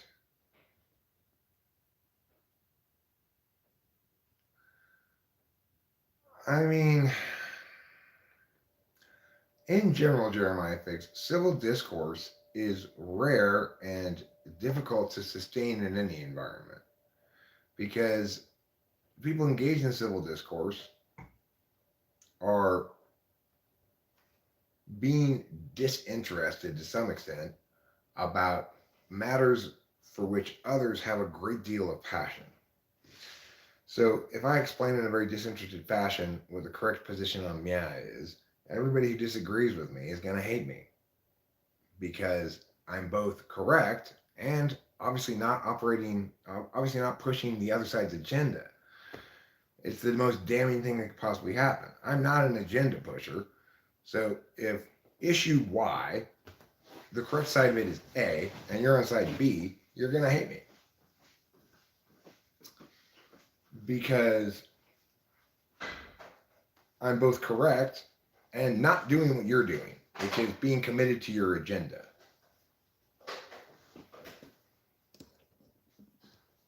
It's going to bother you probably a lot, you know? So that's the issue. It's like Discord is exactly what it is. Discord. Yeah. And the TWFP Discord that's like functioning now is not the. It's actually the third incarnation of TWFP Discord. The first one had drama with Cloud. The second one had drama between Fly Guy and Carrot, and now it's under, I think, Jonathan Basanti, Melting Zero, and Ludafay's running of it.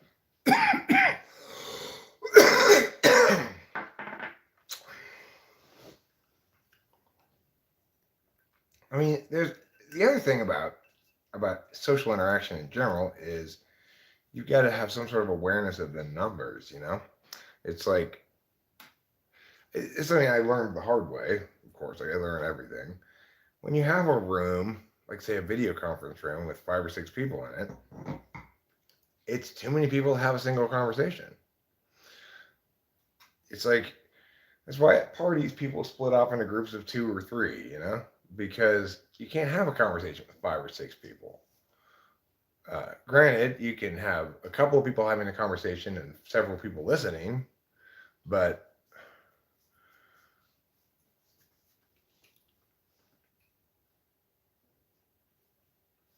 They are, but they were fighting, and Fly Guy or Carrot, I'm not sure which one, took down the Discord server. They totally deleted it without like talking to anyone about it first. Yeah. probably apply that to big social groups. All Discord groups combust into a ball of flame eventually from personal experience. Probably apply that to big social groups in general. I mean, that's my experience as well as Discord. Uh, by being more inclusive, it's more of a wild west, you know. Democratization of it is good, but as we discover on YouTube, even when everybody has a capacity to speak, it's got to be at somebody's place, and that person's got to be in charge of it.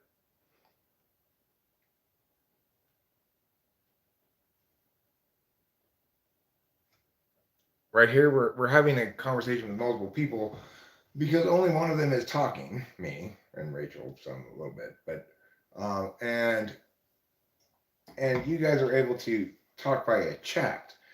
The revolutionary thing about this is that it allows us to talk at the same time without interrupting each other, which is pretty great. It means I can address something that's being said up there and finish addressing it. You can ask you can bring up your new thing or ask your new question while I'm answering the previous question or addressing the previous thing, and I can get to it after I'm done with my answer or statements. You know, so um,